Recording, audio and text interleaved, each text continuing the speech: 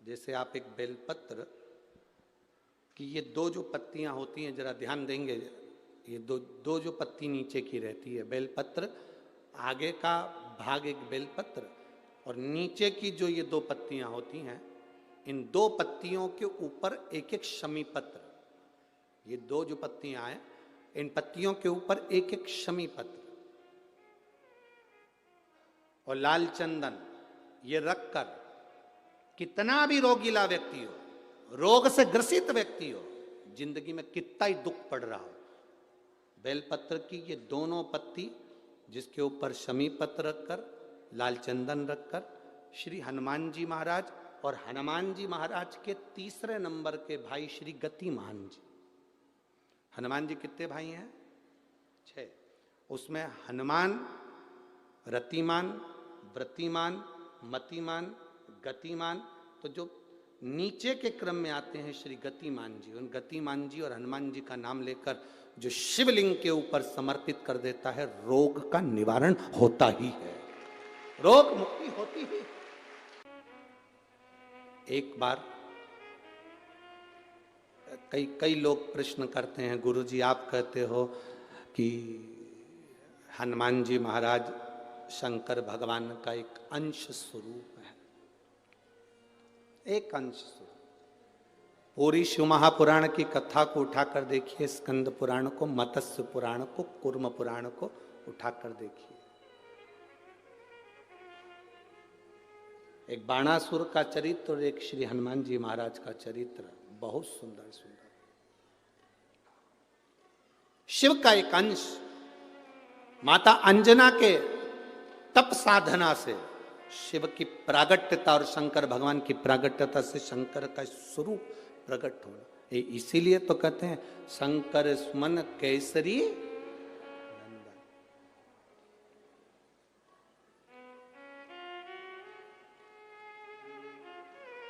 शिव का एक स्वरूप है हनुमान जी महाराज। हम तो हमेशा कहते हैं अगर आप हनुमान जी का भी दर्शन कर रहे हैं तो यह अंदाजा लगा कर रखें कि आप शंकर का दर्शन कर रहे हैं। आप शंकर का दर्शन कर रहे हैं तो यह अंदाजा लगा कर रखें कि आप हनुमान जी का दर्शन कर रहे हैं। सब एक, कोई भेद नहीं, सब एक, कोई भेद नहीं देवताओं में, कोई भेदता नहीं, सब में एक समान। भगवान कृष्ण ने गीता किसको सुनाई थी?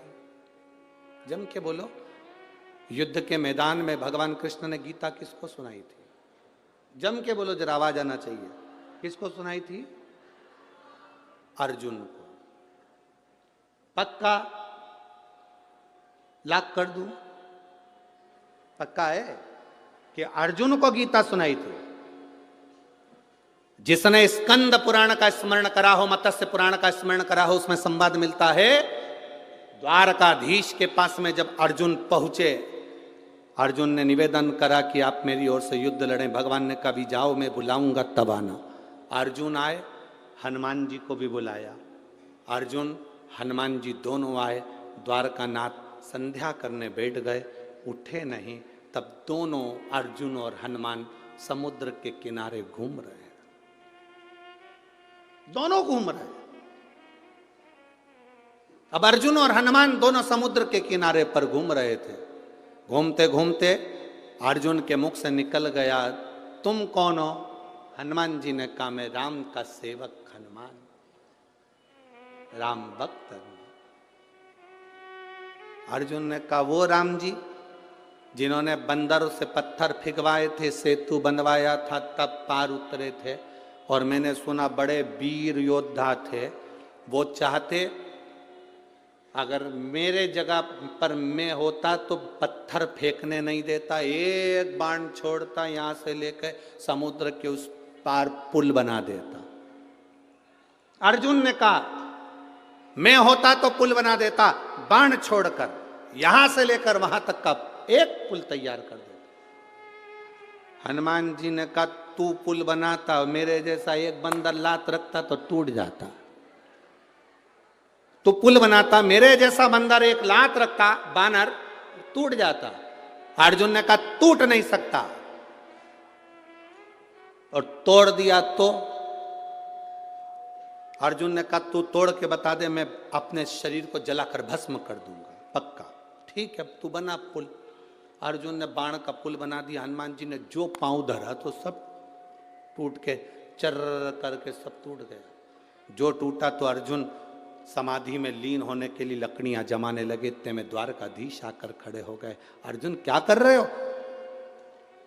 मैं हनुमान से हार गया, इसलिए मैं शरीर को त्याग रहा हूं। अर्जुन, तुम हनुमान से नहीं आ रहे हो, तुमने राम की निंदा कर दी है। जो जीव परमात्मा की निंदा करता है, चाहे राम की करे, चाहे कृष्ण की करे, चाहे संत की करे, चाहे साधु की करे, चाहे गुरुजन की करे, चाहे शिव की करे, संसार में जन्म लेने वाला अगर मनुष्य संत गुरु भगवान की निंदा करता है तो वो कभी उन्नति की सीढ़ी पर नहीं चढ़ सकता, वो नीचे ही धकेलेगा, जाएगा जमीन, वो ऊपर नहीं जा सकता, वो ऊपर की ओर नहीं बढ़ेगा। तुमने निंदा करी है, निंदा, इसका फल तो तुम्हें भोगना ही है, निंदा। इसीलिए तुम्हारा शरीर जलकर भस्म होने की तैयारी करी है। अर्जुन कहते हैं प्रभु प्रभु आप कुछ करिए। भगवान द्वारकानाथ ने फिर कहा कि अब मैंने नहीं देखा था, इसलिए वापिस पुल तैयार करा जाए। पुल तैयार करा, हनुमान जी से वो पुल नहीं टूटा तो हनुमान अपने शरीर को भस्म करने लगे। द्वारकाधीश ने कहा नहीं, और रुको, तुम भस्म नहीं करोगे, तुम अर्जुन का साथ देना, युद्ध के मैदान में अर्जुन के रथ पर तुम चढ़े रहना। हनुमान जी ने कहा मैं अर्जुन के रथ पर नहीं चढ़ सकता। क्यों? क्यों? मैं बिना सत्संग के, मैं बिना सत्संग के कहीं नहीं रह सकता।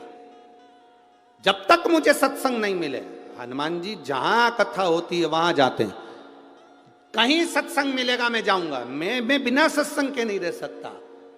भगवान कृष्ण ने कहा तुम अर्जुन का साथ दो, मैं तुम्हें कुरुक्षेत्र के मैदान में स्वयं सत्संग कराऊंगा, प्रवचन दूंगा, कथा कहूंगा, मैं स्वयं सत्संग कराऊंगा। दुनिया कहती है अर्जुन को भगवान कृष्ण ने गीता सुनाई थी।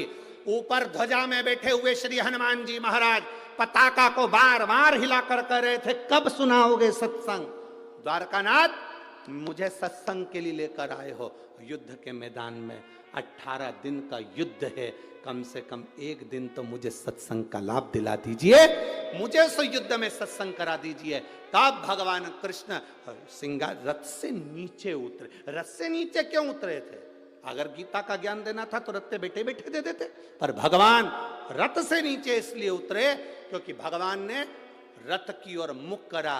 प्रवचन देने वाले को भक्त की ओर मुख कर कर बोलना पड़ता है। हनुमान की ओर देखकर द्वारकाधीश ने प्रवचन दिया, गीता का ज्ञान दिया।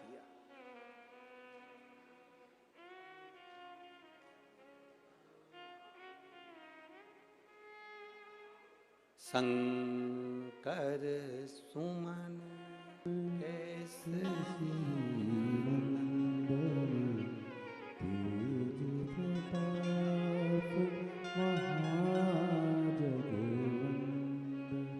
उसका एक स्वरूप है, उसको जाना, उसको पहचानना सरल नहीं है। जो हनुमान को जान गया, जो शिव को जान गया, उसकी जिंदगी सार्थक हो गई। रामायण सुनी आप लोगों ने? जम के बोलो जरा। रामायण पढ़ी आप लोगों ने? रामायण सीरियल देखा? रावण के यहां पर श्री हनुमान जी महाराज पहुंच गए।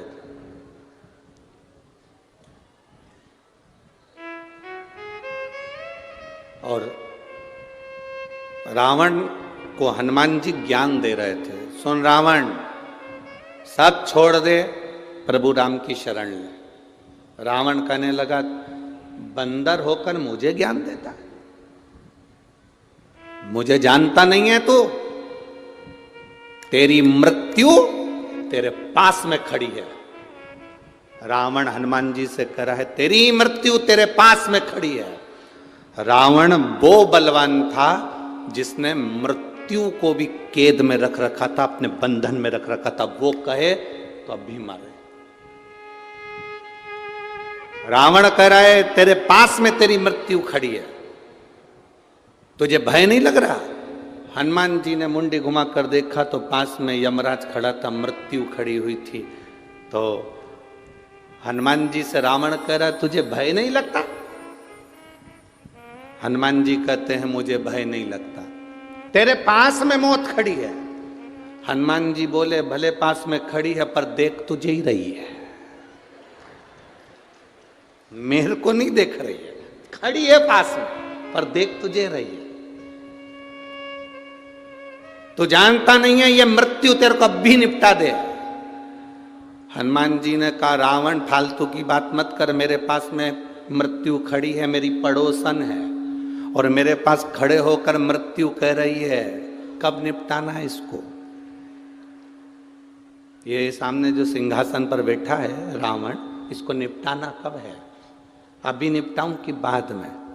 हनुमान जी कहने लगे वो तो मैं राम जी को कहकर आया था, जामंत को कहकर आया था, कुछ भी आड़ा टेढ़ा करके नहीं आऊंगा। नहीं तो मेरे जिस चरित्र को रामचरितमानस में बांचा गया है उसका नाम है सुंदर, जम के बोलो जरा, सुंदर कांड।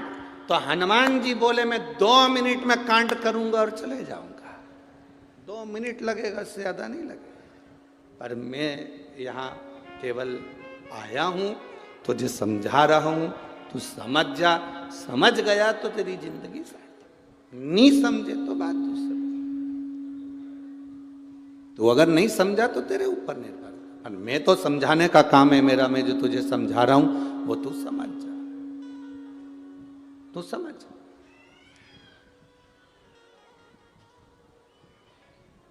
अब ये तो समझने वाला विषय है जो आप समझ जाओ।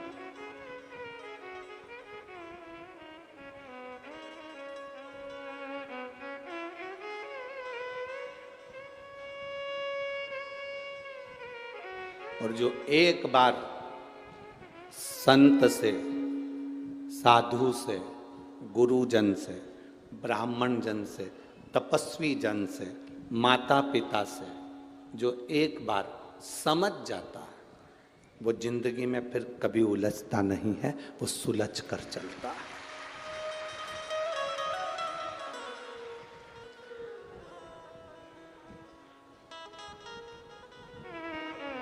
जिस व्यक्ति को अपने घर के बड़ों की बात बुरी लगने लगे,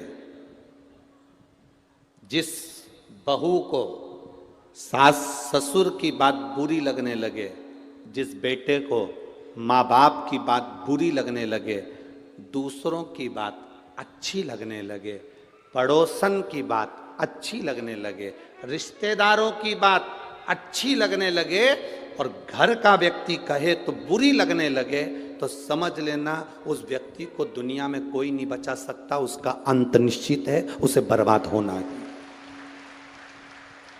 उसे कोई नहीं बचा सकता, उसका बर्बाद होना निश्चित है। आपको अगर अपने घर के लोगों की बात बुरी लग रही है और दोस्तों की बात अच्छी लग रही है, रिश्तेदारों की बात अच्छी लग रही है, परिवार वालों की बात अच्छी लग रही है और अपने परिवार के लोगों की बात बुरी लग रही है, तो समझ लेना कि अब तुम्हारा समय बेकार आ गया। अपने गुरु की बात तुम्हें बुरी लगे और दूसरा गुरु कहे तो अच्छी लगे, तो समझ लो कि तुम्हारा समय बेकार आ गया।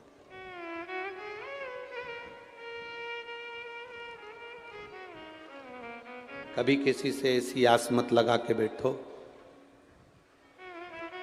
कि जिस आस से हमको तकलीफ, जिस आस से हमको तकलीफ, हम क्यों लगाएं?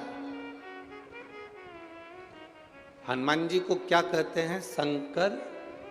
ये शिव महापुराण जो हो रही है ददरुआ धाम सरकार के इस पवित्र प्रांगण के अंदर, श्री हनुमंत लाल जी के इस पवित्र मंदिर प्रांगण के अंदर जो ये शिव पुराण की कथा हो रही है, इसका नाम है शंकर सुमन शिव महापुराण। शंकर हनुमान जी को शंकर सुमन भी कहा गया। सुमन की मतलब क्या होता है? लोग उसे पुष्प भी कहते हैं। शिव का एक स्वरूप भी कहते हैं, शंकर का पुत्र भी कह देते हैं, शिव का एक प्रतिबिंब भी कह देते हैं।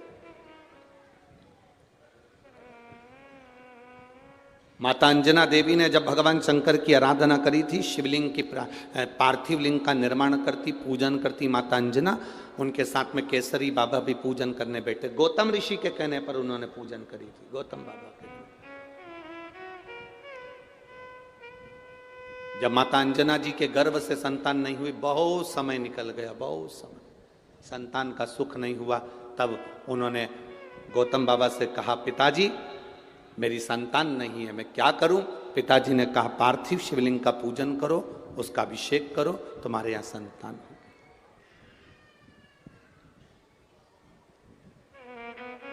पार्थिव शिवलिंग की जो पूजन है, ये जीव को फल देती ही है।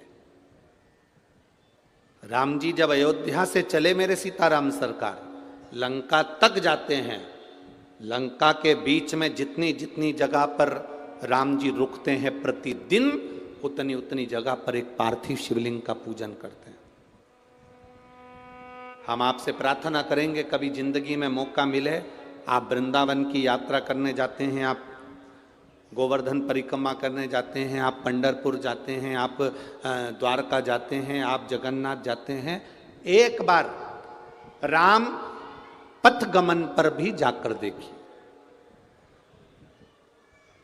भारत सरकार द्वारा राम पथ गमन बनाया गया है। अयोध्या से लंका तक के बीच में रामेश्वर तक ये राम पथ गमन बना है। कुछ मध्य प्रदेश में, कुछ छत्तीसगढ़ में ऐसा होता हुआ, कुछ महाराष्ट्र में फिर होता हुआ ऐसा राम पथ गमन गया। आप पूरे राम पथ गमन पर चलकर देखिए। पैदल राम पथ गमन पर नहीं जा सकते तो आप गाड़ी से जाकर देखिए। पूरे राम पथ गमन में जितने मंदिर किसी के नहीं मिलेंगे, पूरे राम पथ गमन में उससे ज्यादा मंदिर केवल देवाधिदेव महादेव के मिलेंगे, क्योंकि राम जी जहां रुकते थे वहां शिवलिंग की स्थापना करते थे। मेरे राम जी जहां रुकते थे वहां एक पार्थिव शिवलिंग का निर्माण करते थे और उसका पूजन करते थे। मेरे राम जी का नियम था, दशरथ जी का नियम था, एक पार्थिव शिवलिंग का निर्माण करना, उसकी पूजन करना।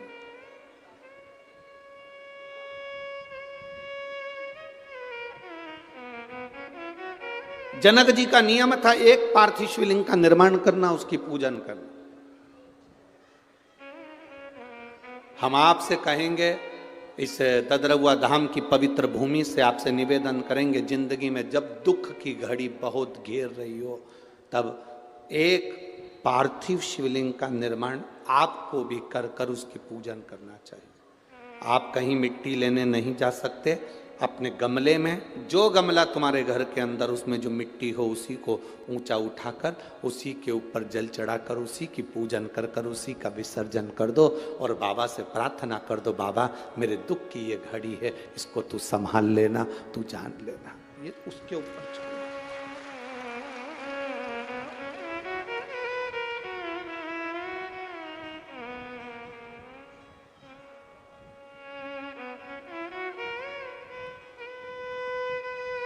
हम उसके ऊपर छोड़ देते। पूरे राम पथगमन में शिव जी के मंदिर मिलेंगे। पूरे राम पथगमन में पार्थिव शिवलिंग का निर्माण मेरे राम जी ने किया है। और केवल राम जी ने नहीं, भगवान कृष्ण ने भी पार्थिव शिवलिंग का निर्माण करा। जब उनके घर में संतान नहीं हुई, 16,108 रानी पटरानी भगवान कृष्ण की और संतान का सुख नहीं हुआ, गर्गाचार्य बाबा को द्वारका बुलाया गया। हाथ जोड़कर मेरे बाबा भगवान द्वारकानाथ ने कहा, मेरे यहाँ संतान का सुख नहीं है, इतनी रानियां मेरे यहाँ पर संतान का सुख नहीं, आप कृपा करो। गर्गाचार्य बाबा ने कहा, सुनो कृष्ण, एक एक रानी के साथ 11-11 दिन तक भगवान शंकर के पार्थिव शिवलिंग का पूजन करो। भगवान कृष्ण ने एक एक रानी के साथ 11-11 दिन तक शंकर भगवान के पार्थिव शिवलिंग का पूजन करा। शिव जी ने प्रकट होकर भगवान कृष्ण से कहा, मांगो क्या चाहिए। भगवान कृष्ण कहते हैं, मेरे यहाँ संतान नहीं। भगवान शंकर ने कहा, एक एक रानी के साथ 11-11 दिन तक बैठकर तुमने मेरा अभिषेक करा है, मैं तुम्हें वर देता हूं, तुम्हारी एक एक रानी से 11-11 संतान होगी। 10 पुत्र 1 पुत्री, 1,77,186 जो संतान का जन्म हुआ वो शिव कृपा से। पार्थिव लिंग पूजन का हमारे यहां पर बड़ा बहुत।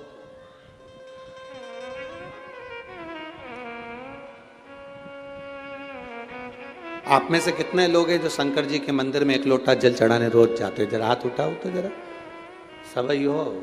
हाँ, धर लो वापिस धर लो। भगवान भला करे, कृपा करे, जाना चाहिए। सारी समस्या का हल बोल बम का नारा है। इतना धीमो बोलोगे तो कल्याण तुम्हारा है। अच्छे से बोलो, बोल बम का नारा है। बोल दद्रवा धाम सरकार की। शिव तत्व की प्राप्ति का सुख होना चाहिए। और जितना आप भगवान की शरणागति का सुख हम आपका विश्वास इतना दृढ़ होना चाहिए कि आप उस दृढ़ता पर टिके रहें। महाराज जी ददरहुआ धाम सरकार, महाराज जी को तो शायद ज्ञात नहीं होगा इस चीज का, पर मैं आपको निवेदन करना चाहूंगा। महाराज जी उज्जैन में मिलना हुआ था। उज्जैन वाले महाराज भी यहाँ पर बैठे हुए हैं। उज्जैन में जहाँ अपन, हाँ पीछे आपके बैठे हुए।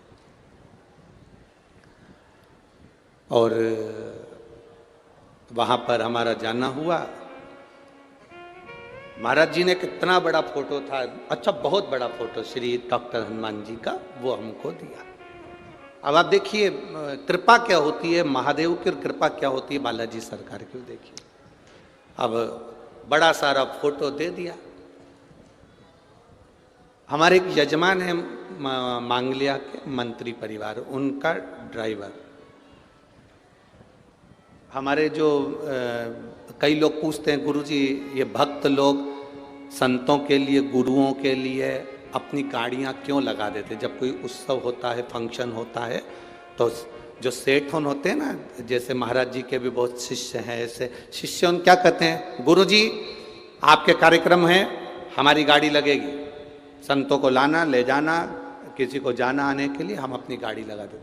किसी ने पूछा, सेठ लोग गुरुओं के आगे, ऐसे हमारे भी कई भक्त लोग हैं, जैसे देवास वाला वरुण है, मंत्री परिवार, ऐसे वो जब भी कोई बड़ा आयोजन होता है तो अपनी अपनी गाड़ियां भेज देते हैं, ड्राइवर भेज देते हैं।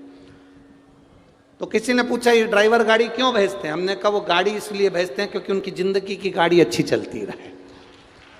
इसलिए भक्त जो होता है ना, अपने गुरु के दरवाजे पर गाड़ी ले जाके खड़ी कर देते हैं। 5 दिन का कार्यक्रम है गुरुजी, हमारी गाड़ियां यहाँ लगी रहेगी, आज ड्राइवर रहेगा, हमारा डीजल डला रहेगा, आपके भक्त आराम से जाए आए, सेवा लगे, आपकी ये गाड़ी चलती रहेगी तो हमारी जिंदगी की गाड़ी भी चलती। तो मांगलिया के, इंदौर के पास मांगलिया है, मांगलिया के मंत्री परिवार का ड्राइवर सेवा में लगा हुआ था। उज्जैन की कथा थी, स्वामी जी के यहाँ पर जाना हुआ। अब हमारा 5-7 दिन की कथा पूरी हो गई, हमारा जाने का समय।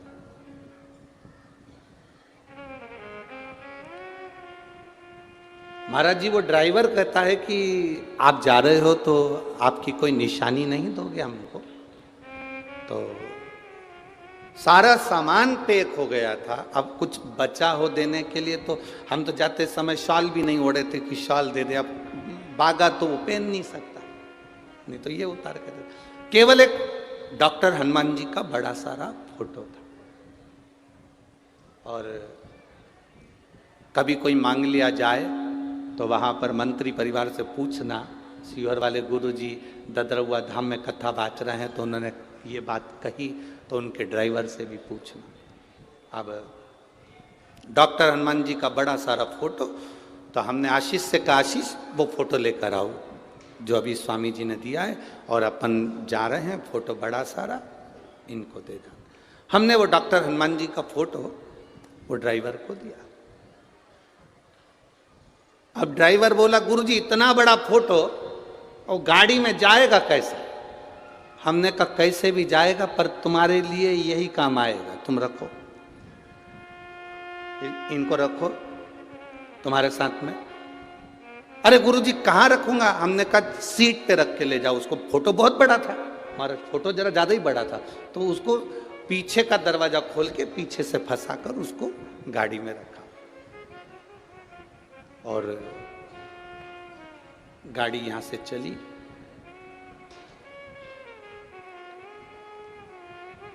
मांगलिया पहुंचने वाली थी, उसके पहले उस व्यक्ति को अटैक आ गया गाड़ी चलाते चलाते। महाराज आप पूछना अगर आपके कोई परिचित मांगलिया में, तो उसको अटैक आ गया।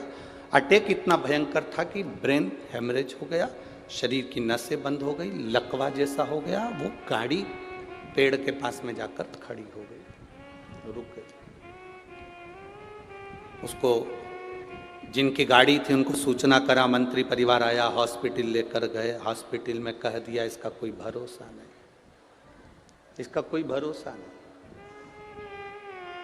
महाराज जी वो फोटो गाड़ी में ही था, और फोटो गाड़ी में था, पर एक बंदर एम्बॉय हॉस्पिटल का चक्कर जब तक वो व्यक्ति ठीक नहीं हो गया तब तक वो लगाता ही रहा था। एक बंदर,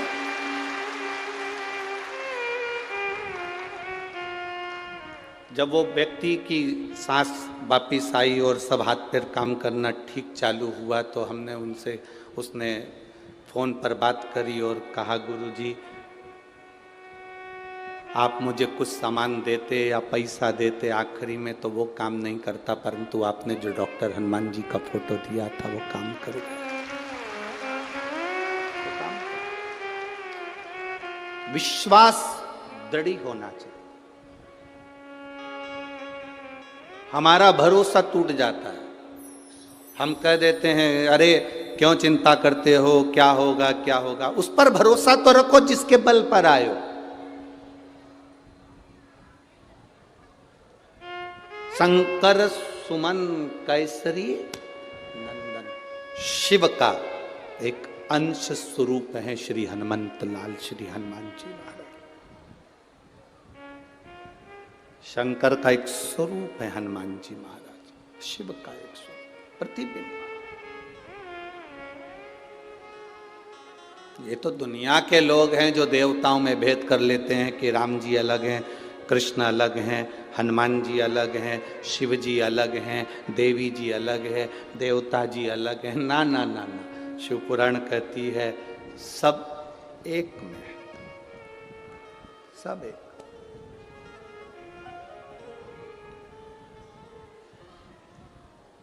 सब एक।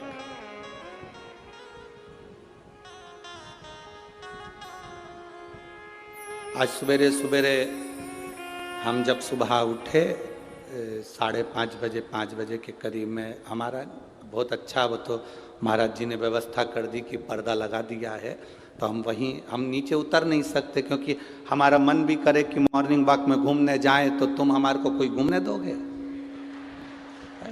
तो वो तो महाराज जी की बड़ी कृपा है, तो उन्होंने पर्दा लगा दिया, तो वहीं घूम लेते हैं सुबह के टाइम पर। तो माता आपस में बात कर रही थी, अरे जिज्जी, अरे ओ, अब उनकी भाषा में जो बोल रही हो, तो अच्छी बड़ी बड़ी लोंग थी उनकी और बड़ी बात। अब वो कपड़ा उस पर डाल रही थी सुखाते सुखाते, तो वो बात करते करते बोली गई, एक बात तो बता, जा सियोर वाला महाराज के, हाँ सियोर वाला महाराज के वे, के नहीं के वे, कि लोटा भर के जल महादेव के चढ़ाओ, सारा देवता उनके मिल जाए। तो ऐसा कहीं होए? ऐसा कहीं हुआ? तो अब मैं क्यों जिज्जी, अरे ओ भिंड की जिज्जियां। अब सियोर वाला महाराज के कि जल चढ़ाओ, सारा देवता उनके मिल जाए, तो माली जो होता है ना पेड़ में पानी देने वाला, पत्ते को अलग से पानी देता है क्या? जम के तो बोलो जरा। डाली को अलग से पानी देता है क्या? फल को अलग से पानी देता है क्या? नहीं, जड़ में पानी डालता है, पत्ती, डाली और फल सब में पहुंच जाता है। अब तुम्हारे भिंड में ऐसा होता हो,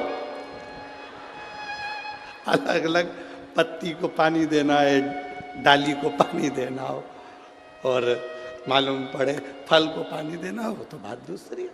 पर शिव महापुराण की कथा कहती है, तुझ में रब दिखता है, यारा मैं क्या करूं, एक में सब दिखता है, यारा मैं क्या करूं। एक में सब समान, एक में सब है। हम जड़ में पानी दे रहे हैं तो पत्ते में भी पहुंचा है, हमने जड़ में पानी दिया तो वो फल में भी पहुंचा। हमने महादेव को पानी दिया, शिव जी को जल चढ़ाया, तो वो 33 कोटि देवी देवताओं को अपने आप पहुंच जाता है। शिव को चढ़ाओ, अड़भंगा है मेरा महादेव, शिव अड़भंगा है। अड़भंग लोग कहते हैं, तो माता अंजना देवी ने जो शिवलिंग की, पार्थिव शिवलिंग की पूजन करी, और पार्थिव शिवलिंग का पूजन कर कर उन्होंने मांगा, भोलेनाथ जी से प्रार्थना करी, बाबा देवादिदेव महादेव सामने प्रकट हुए, मांगो तुम्हें क्या चाहिए। मेरे 3 वर है, अंजना माता कर रही, मेरे 3 वर है। पहला वर, मुझे आपके समान पुत्र चाहिए। शिव जी ने कहा, मेरे समान कहां ढूंढने जाऊंगा, मैं ही तेरे घर में आ जाऊंगा, कहां ढूंढने। शंकर भगवान बोले, मैं कहां मेरे समान ढूंढने जाऊंगा, मैं खुद तेरे यहां आऊंगा, कहां ढूंढने।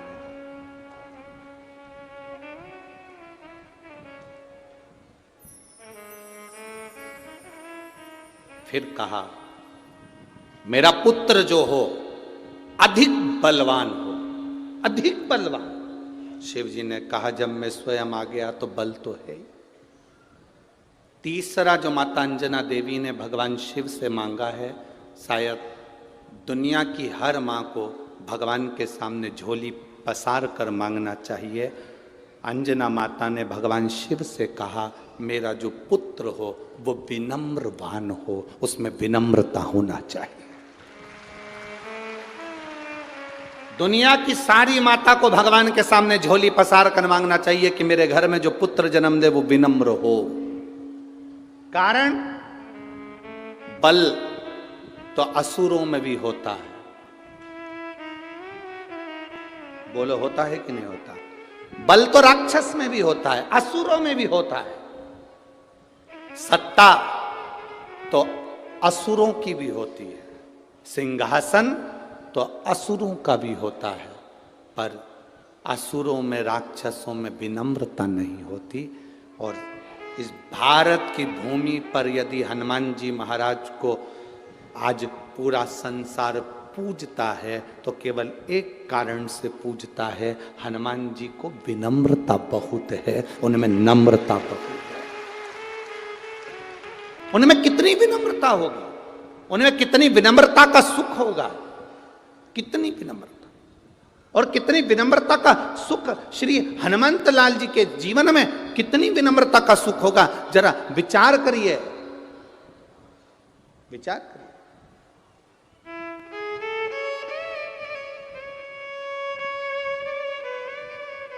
अब किसी ने कहा हनुमान जी में विनम्रता कहां दिखी, तो हम कहते हैं जिस समय पर सीता जी का पता लगाने के लिए जा रहे थे, जब माँ जानकी जी का पता लगाने चले तो हनुमान जी को क्या कहते हैं, अष्ट सिद्धि नव निधि के असबर दीन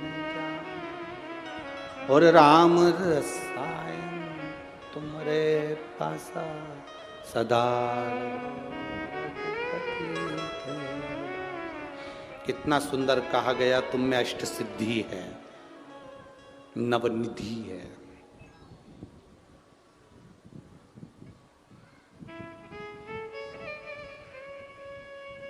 कितनी? जम के बोलिए जरा।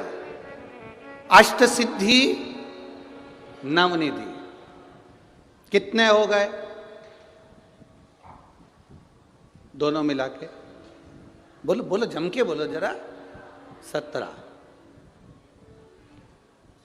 हनुमान जी से कहा ये अष्ट सिद्धि। माता जानकी से जब मिलने गए थे तो माता जानकी ने हनुमान जी को कहा था, मैं तुम्हें क्या वर दूं? अष्ट सिद्धि देती हूं, नौ निधि देती हूं।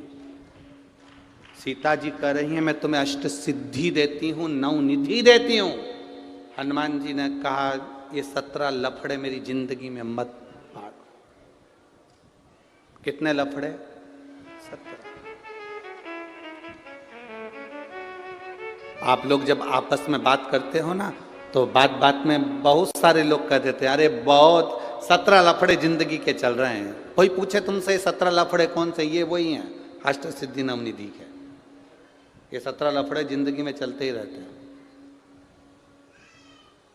नहीं चाहिए। विनम्रता देखिए श्री हनुमान जी महाराज की। उनको शंकर सुमन क्यों कहते हैं? माता अंजना ने मांगा, मां अंजना देवी ने कहा कि मेरे को वर देना, मेरा बेटा जो हो वो विनम्र हो। शंकर जी कहते हैं विनम्रता किस लिए? तो अंजना माता कहती हैं बलवान व्यक्ति, वीर व्यक्ति, सिंहासन पर बैठने वाला व्यक्ति, राजसी ठाट में रहने वाला व्यक्ति एक दिन मरकर चला जाता है। मरकर चले गया तो 2 साल, 4 साल, 6 साल, 8 साल उसको लोग पूजते हैं, उसके बाद कोई नहीं पूछता। पर कोई विनम्र व्यक्ति है अगर चला जाता है तो मरने के बाद भी पूजाता रहता है, उसकी विनम्रता के बाद। हनुमान जी को शंकर सुमन कहा गया क्योंकि विनम्रता का लक्षण श्री हनुमंत लाल जी के पास विनम्रता। कितनी विनम्रता! जरा देखिए हनुमान जी की विनम्रता। शंकर सुमन क्यों कहते हैं हनुमान जी को? उनकी विनम्रता देखिए। जब सीता जी का पता लगाने जा रहे हैं तो अष्ट सिद्धि नवनिधि के दाता श्री हनुमान जी महाराज बूढ़े जामवंत से कह रहे हैं कि आप मुझे आज्ञा दीजिए कि मैं क्या करूंगा लंका में जाकर, क्या करना है मुझे, कैसे जाना है मुझे, क्या करना है मुझे।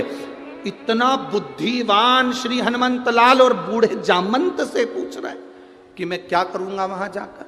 मतलब उनकी बहुत विवेकी जो व्यक्ति होता है, जिसमें बहुत बुद्धि होती है, वो हमेशा झुक कर चलता है, छोटा बनकर चलता है। इसलिए हनुमान जी महाराज विनम्र बन गए।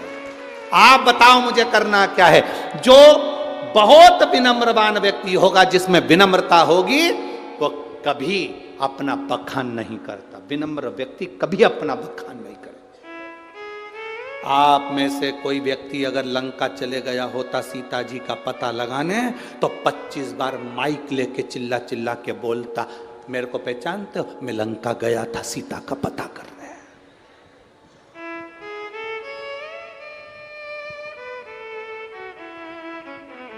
आप और हम में से कोई भी अगर सीता जी का पता लगाने चले गया होता तो 50 बार चिल्ला चिल्ला कर कहता, मैंने सीता जी का पता लगाया, मैं लंका में आग लगा कर आया, मैंने ये करा, मैंने वो करा।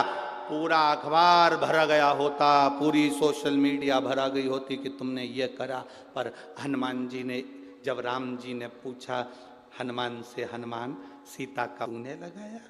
हनुमान जी बोले नहीं प्रभु मैंने नहीं लगाया। जामवंत पास में खड़े थे, उनने कहा इसी ने लगाया।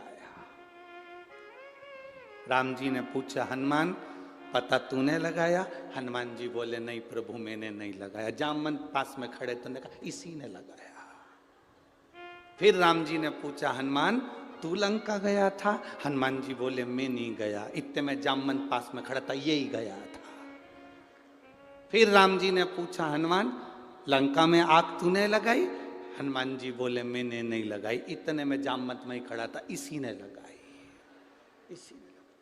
इतने में राम जी बोले हनुमान सीता का दर्शन तूने किया? हनुमान जी बोले मैंने नहीं किया। इतने में जामन बोला इसी ने किया। अब इन दोनों के झगड़े में राम जी को गुस्सा आ गया। राम जी को गुस्सा आ गया तो तूने नहीं करा तो क्या मैंने करा? इतने में हनुमान जी बोले बस आपने किया है, मैं तो निमित्त था, बस केवल निमित्त। जो कर रहे थे आप कर रहे थे। लंका गए आप, भेजा मुझे आपने, दर्शन किया आपने, आग लगाई आपने, मैं तो केवल निमित्त था। आज आपने सत्य कह दिया, क्या मैंने करा? बिल्कुल सत्य है, आपने किया। करते हो मेरे बाबा मेरा नाम हो रहा है, और प्रभु आपकी कृपा से सब। शंकर सुमन का मतलब शिव विनम्रता दे दें, शिव विनम्रता दे दें, ये शंकर सुमन का लक्षण है, विनम्रता। कितनी विनम्रता श्री हनुमान जी महाराज में होगी, जरा विचार करिए। चढ़े, कितना बल है हनुमान जी महाराज में। जिस पत्थर पर लात रखा वो पत्थर नीचे दब गया, जिस पत्थर पर लात रखा वो पत्थर नीचे दब गया, पत्थर दब गया नीचे, पत्थर नीचे।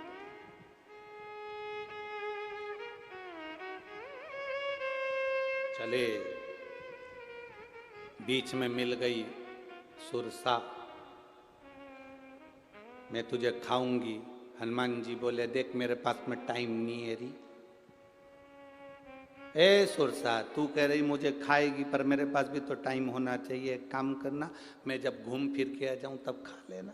सुरसा बोले मेरे पास भी टाइम नहीं, मैं तो अब भी खाऊं, मैं तुझे अभी खाऊंगी।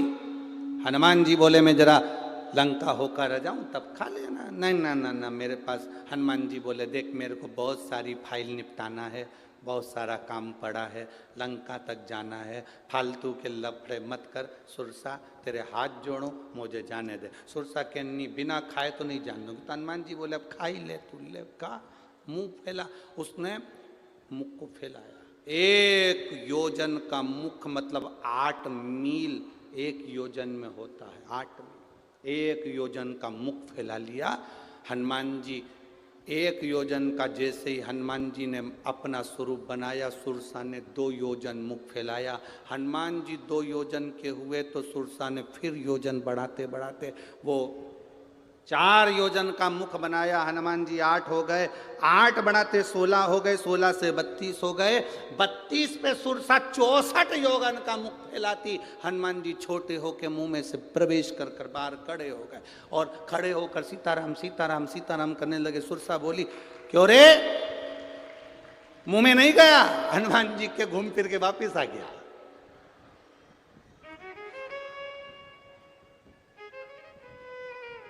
सुरसा ने कहा तू घूम के आया अंदर? हाँ। मुख में गया था? हाँ। मेरा मुंह देखा है तूने अंदर से? हाँ। 32 दांत में से 4 दांत तुम्हारे लंबे हैं, बाकी के सब छोटे हैं। सुरसा बोली फिर तो पक्का घूम के आया है, पक्का घूम के। देखो इतना वीर, इतने वीर होने के बाद, इतने बलवान होने के बाद, प्रबल वीर होने के बाद भी हनुमान जी के विनम्रता देखिए। सुरसा को हाथ जोड़कर जा रहे हैं, नहीं तो ये राक्षसी थी, इसको हाथ जोड़ने की जरूरत क्या थी, पर हाथ जोड़कर जा रहे हैं, मैं जा रहा हूं। नम्र है, विनम्र है। बल हो तुम में, कुर्सी हो तुम्हारे पास, सत्ता हो, कहीं के भी तुम कोई भी अध्यक्ष हो, उपाध्यक्ष हो, चाहे किसी पद पर बैठे हो, चाहे कुर्सी हो, चाहे पद हो, प्रतिष्ठा हो तुम्हारे पास में, कितनी भी डिग्रियां तुम्हारे पास में हो, चाहे तुम किसी भी पद पर विराजमान हो, कोई भी डिग्री, चाहे डॉक्टर की हो, चाहे तुम्हारे पास में इंजीनियर की डिग्री हो, चाहे सीए की डिग्री हो, तुम कितनी भी डिग्रियां तुम्हारे पास में रख लीजिए, अगर विनम्रता की डिग्री तुम्हारे पास में नहीं है तो तुम किसी काम के नहीं हो। विनम्रता की डिग्री होना चाहिए। विनम्रता होगी तो बात है ना। अब तुम तो सोचो मेरे पास इतना बड़ा पद है, मैं इतने प्रतिष्ठित हूं, मैं इतने बड़े पद पर हूं, इतने बड़े पद पर मैं बैठा हूं।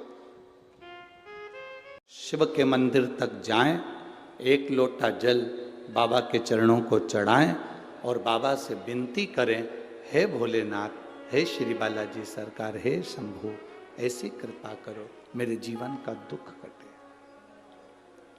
हम फिर उनसे कहें, हम उनसे प्रार्थना करें। जब तक हम प्रार्थना नहीं करेंगे वो सुने कैसे? एक मां को मालूम है मेरा बेटा 4 रोटी खाता है, पर मां 4 रोटी एक साथ थाली में नहीं रखती। एक मां को मालूम है मेरा बेटा 3 रोटी खाता है, मां 3 रोटी थाली में नहीं रखती। एक पत्नी को मालूम है मेरा पति 5 रोटी खाता है, पर पत्नी थाली में 5 रोटी नहीं रखती। कारण पति आवाज लगाता है, सुनो आज सब्जी अच्छी बनी है, 1 रोटी और लाओ। पत्नी को खुशी होती है। बेटा आवाज लगाता है, माँ आज दाल अच्छी बनी है, 1 रोटी और लाओ। माँ धीरे धीरे कर कर उसकी थाली में 1-1 रोटी 2-2 रोटी देती है, पर एक साथ सारी रोटी नहीं रखती। पत्नी 1-1 2-2 रोटी रखकर अपने पति की थाली में देती है, पूरी रोटी नहीं रखती। उसी तरह जैसे हम अपनी माँ को पुकारते हैं, माँ 1 रोटी और लाओ, माँ को प्रसन्नता होती है। पति आवाज लगाता है पत्नी को, मुझे 1 रोटी और ला कर दो, तो पत्नी को प्रसन्नता होती है, आज मेरे पति ने अच्छे से भोजन करा, मांग कर भोजन करा, तो पति को देखकर पत्नी प्रसन्न होती है। उसी तरह जब हम देवाधिदेव महादेव के चरणों में बैठते हैं और उसके चरणों में बैठकर 1 लोटा जल समर्पित कर कर कहते हैं, बाबा मुझे ये दुख है, तो बाबा भी उसको काटने के लिए आतुर होता है। अपने दुख को दूसरे से ना कहिए, अपने दुख को अपनों से कहने का प्रयास करें। जब हम अपने मन की बात जब देवाधिदेव महादेव से कहते हैं, तब बाबा सुनता जरूर है। हमने जिन वस्तुओं को जोड़ा, हम सोचते हैं इसमें सुख का अनुभव हो जाएगा, तो वो सुख का अनुभव नहीं होता। एक सेठ जी के पास में 4 चीजें बड़ी कीमती थी। एक गधा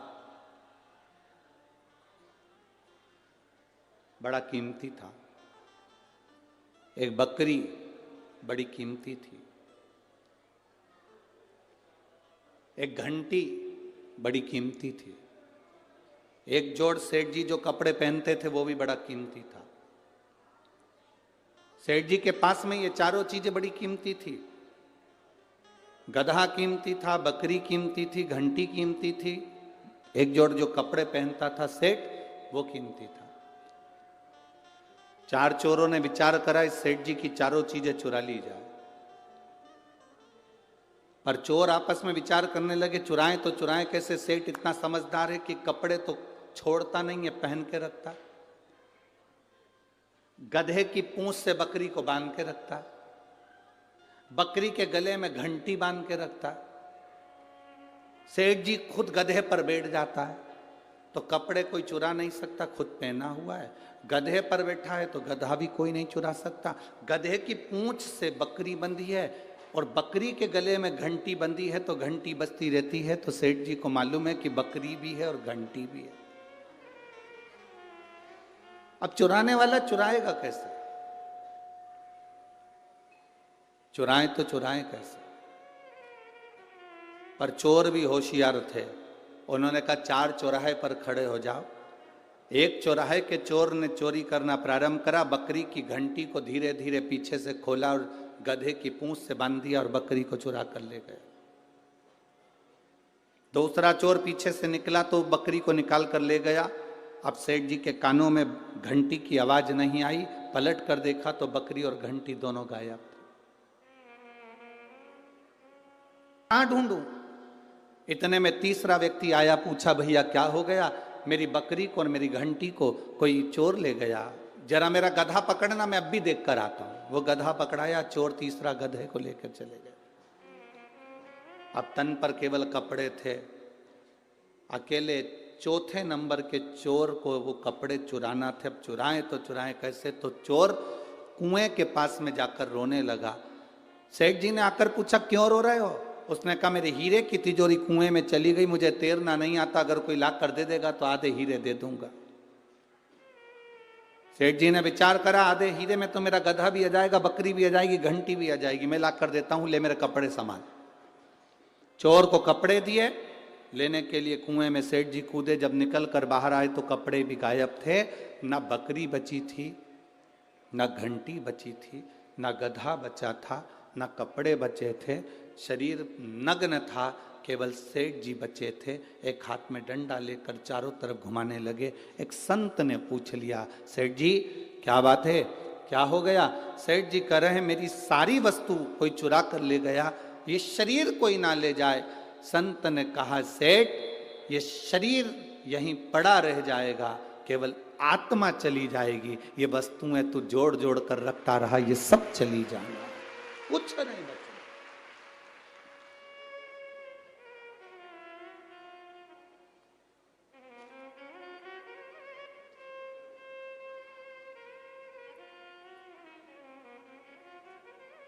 हम कहते जरूर है, अरिजीत जी मेरो मन तो इतना बड़ा हो नहीं।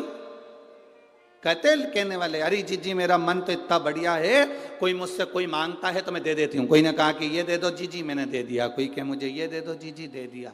और वही जीजी ट्रेन में चढ़े और अपनी सीट पे कोई बैठ जाए, फिर जीजी क्या करे? अभी तो कह रही थी कि मेरे से कोई मांगता है तो दे देते, अब कौन दे रहा? फिर इतने में तो जीजी भी कह, अरे भाई कहां बैठ गई तू, चलो उधर हटो। कहां बैठ रहे हो? यहां चलो हटो यहां से, ये हमारी सीट है। महाराज एक स्टेशन पर तुम्हें उतरना है, एक स्टेशन पर उसको उतरना है। जिसकी मंजिल आती जाती है वो उतरता चले जाता है।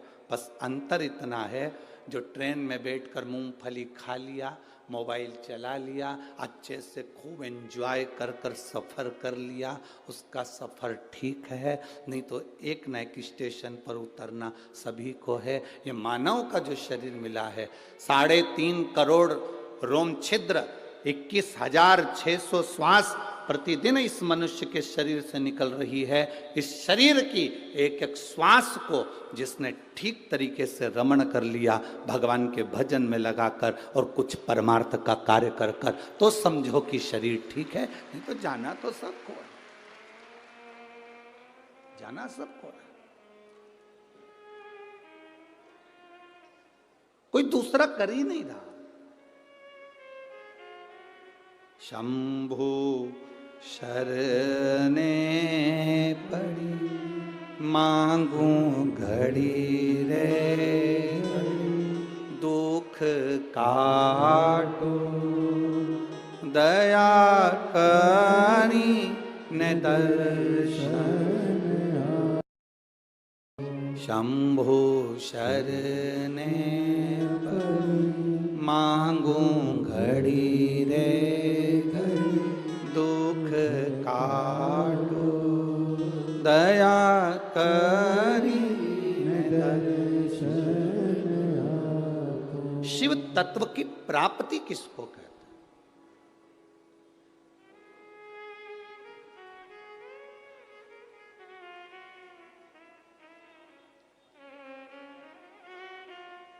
भगवान शंकर की प्राप्ति किसको कही गई? हम संसार में जन्म लेने के बाद धन को जोड़ा, संपदा को जोड़ा, जमीन को जोड़ा, सत्ता को जोड़ा, वैभव को जोड़ा, इसमें शिव तत्व की प्राप्ति नहीं है। शिव तत्व की प्राप्ति किसको कहा गया?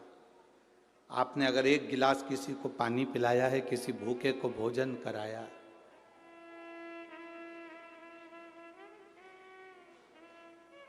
किसी भूखे को भोजन कराया, किसी प्यासे को पानी पिलाया, किसी दुखी के आंख के आंसू को आपने पोंछ दिया,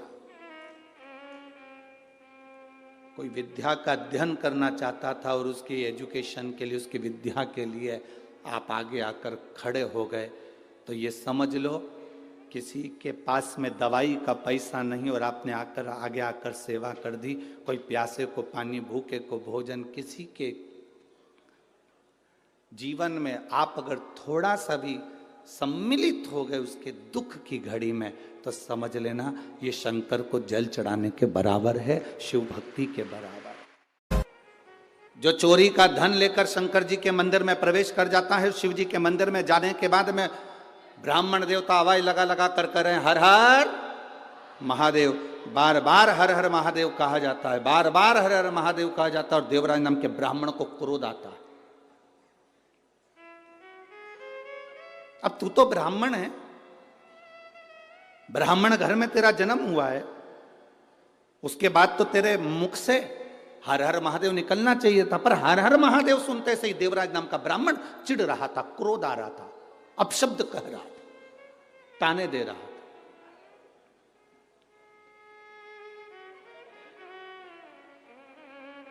संसार में ऐसे बहुत सारे हैं जिनको भगवान के नाम से चिढ़ हो सकती है, जिनको भगवान के भजन से चिढ़ हो सकती है, भगवान की भक्ति से चिढ़ हो सकती है, पर हमें उसका स्मरण नहीं करना है कि कौन चिढ़ रहा है, कौन अपशब्द कर रहा है, कौन ताने दे रहा है, कौन आड़ा टेढ़ा कर रहा है, हमें उससे कोई मतलब नहीं।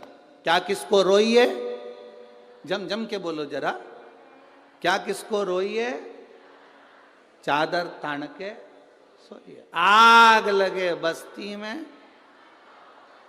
खूब अच्छे से जिंदगी जियो।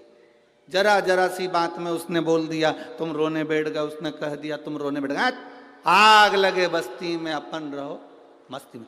जो जितना मना करे, मंदिर के सामने से निकल कर जा रहे हो, लोग तुम पर हंस रहे हैं। बताओ, ये चल दी पानी चढ़ाने के लिए, ये चल दी सियोर वाले महाराज की चेली, चली पानी चढ़ाने के लिए शंकर जी को, और तुम रूठ गई, गुस्सा आ गया, तुम्हें क्रोध आ गया। नहीं, वो जितना जितना बोले तुम उतनी जोरदार खजूर वाली चोटी बना, उन्हें चूड़ा मूड़ा घस के फिर जान ला। आग लगे बस्ती में, अपन रहो मस्त, खूब जोरदार तरीके से। भगवान के सामने कभी भी उदास मन से नहीं जाना, बिल्कुल मत जाओ।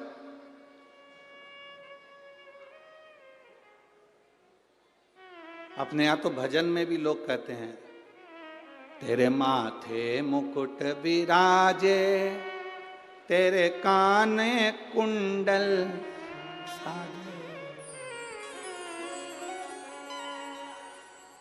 तेरे माथे मुकुट विराजे, तेरे कानों कुंडल साजे, तेरे मुख में नागर पान, अनोखी थारी जाति। ओ महाराज ददरउआ सरकार, अनोखी थारी जाति। जय हो बालाजी महाराज, अनोखी थारी, अनोखी थारी झांकी, अनोखी थारी झांकी, महाराज ददरउआ सरकार,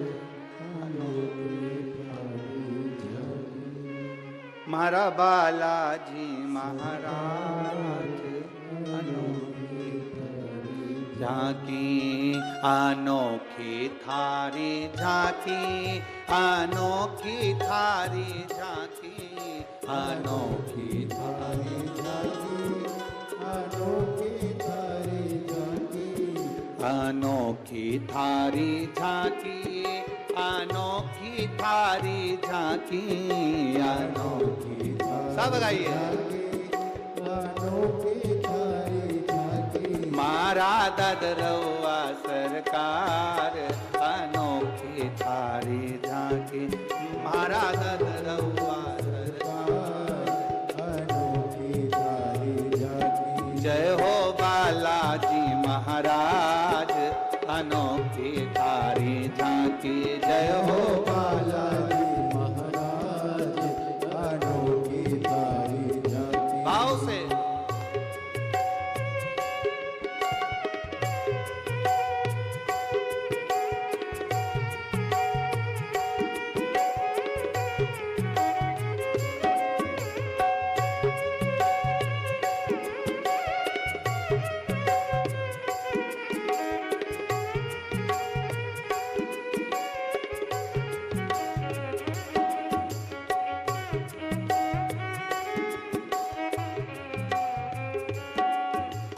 तन पे सिंदूर सोए और सिर पे मुकुट विराजे, तेरे तन पर सिंदूर तेरे तन पे सिंदूर सोए और सिर पर मुकुट विराजे, तेरे तन पर सिंदूर सोए और सिर पर मुकुट विराजे, तेरे गल बैजंती माल अनोखी थारी झांकी, तेरे गल बैजंती अनोखी तेरी झांकी, मारा ददरौआ सरकार अनोखी थारी झांकी, मारा ददरौआ अनोखी तारी झांकी, अनोखी थारी झांकी, अनोखी थारी झांकी, अनोखी थारी झांकी, अनोखी तारी झांकी, अनोखी थारी झांकी, अनोखी थारी झांकी, अनोखी तारी झांकी, अनोखी तारी झांकी, मारा बालाजी सरकार अनोखी थारी झांकी, मारा बालाजी सरकार अनोखी तारी झांकी, मारा ददरौआ सरकार अनोखी थारी झांकी, मारा ददरौआ सरकार अनोखी तारी झांकी, मारा बालाजी सरकार अनोखी थारी झांकी, मारा बालाजी सरकार अनोखी तारी झांकी, मारा ददरौआ सरकार अनोखी थारी झांकी, हर हर महादेव। अपने स्थान पर बैठकर भगवान शिव से, सुंदर बालाजी सरकार की इस पवित्र भूमि पर देवादिदेव महादेव से अपने मन की बात हृदय के साथ जुड़कर बड़े भाव के साथ बाबा से प्रार्थना करिए। जिसको मंत्र आता है, जिसको श्री शिवाय नमस्तुभ्यम आता है, वो अपनी वाणी से थोड़ा उच्च स्वर में, तेज आवाज में बाबा से प्रार्थना बड़े भाव के साथ में करिएगा। श्री शिवाय नमस्तुभ्यम, श्री शिवाय नमस्तुभ्यम, श्री शिवाय नमस्तुभ्यम, श्री शिवाय नमस्तुभ्यम, श्री शिवाय नमस्तुभ्यम। भोला सब दुख काटो हमारा, ओ भोला सब दुख काटो हमारा।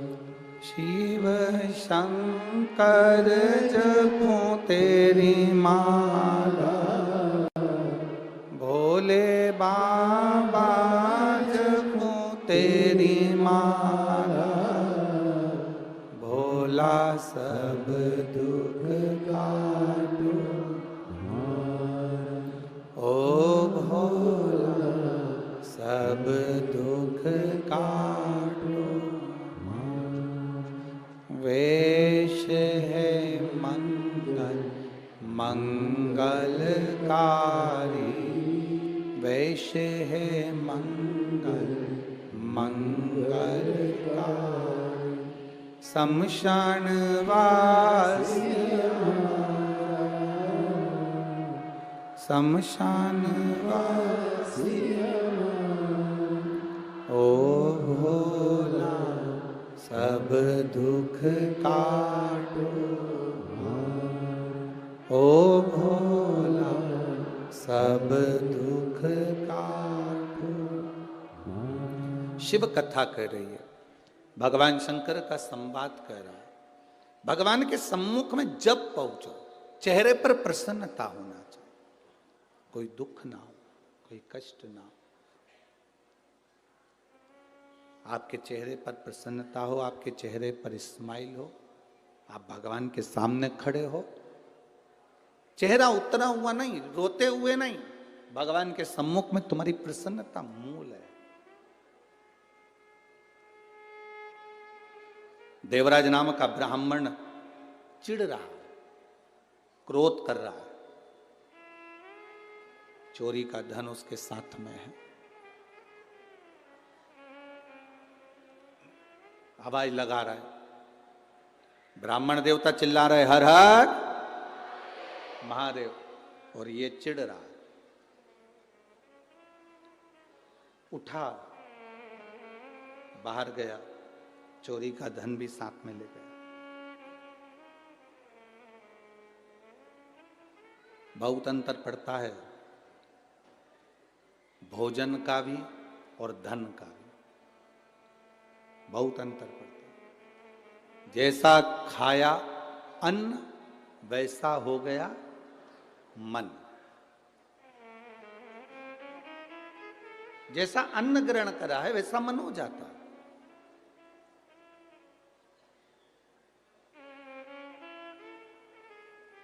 आप लोगों ने कथा सुनी होगी, भीष्म पितामह से दुर्योधन ने कितने कितने शब्द कहे, कितने शब्द।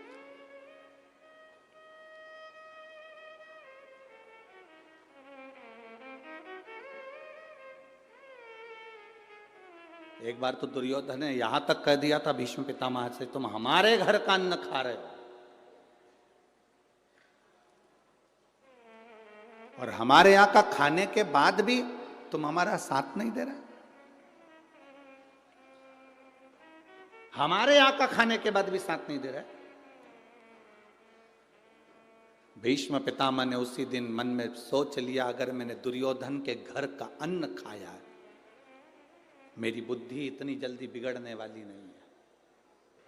मैंने भले दुर्योधन के घर का अन्न खाया, पर मेरी बुद्धि इतनी जल्दी बिगड़ने वाली नहीं है। भीष्म पितामह ने कहा, अगर मेरी पूरी जिंदगी में मैंने दुर्योधन के घर का बेकार अन्न अगर खा लिया हो, तो कुछ देर के लिए मेरी विवेक में वो बात आए कि मैंने अन्न खाया और बिगड़ा। बस उसी समय पर भीष्म पितामह ने संकल्प ले लिया कि कल का सूर्यास्त होते हुए अर्जुन नहीं देख पाएगा। संकल्प, अन्न का इतना प्रभाव। अब संकल्प लिया कि कल का सूर्यास्त होते हुए अर्जुन नहीं देख पाएगा, तो इतने में दुर्योधन को मालूम पड़ा कि मेरे भीष्म पितामह ने संकल्प लिया है कल अर्जुन मर जाएगा। मतलब पितामह का संकल्प कभी झूठा नहीं गया, कभी झूठा नहीं गया।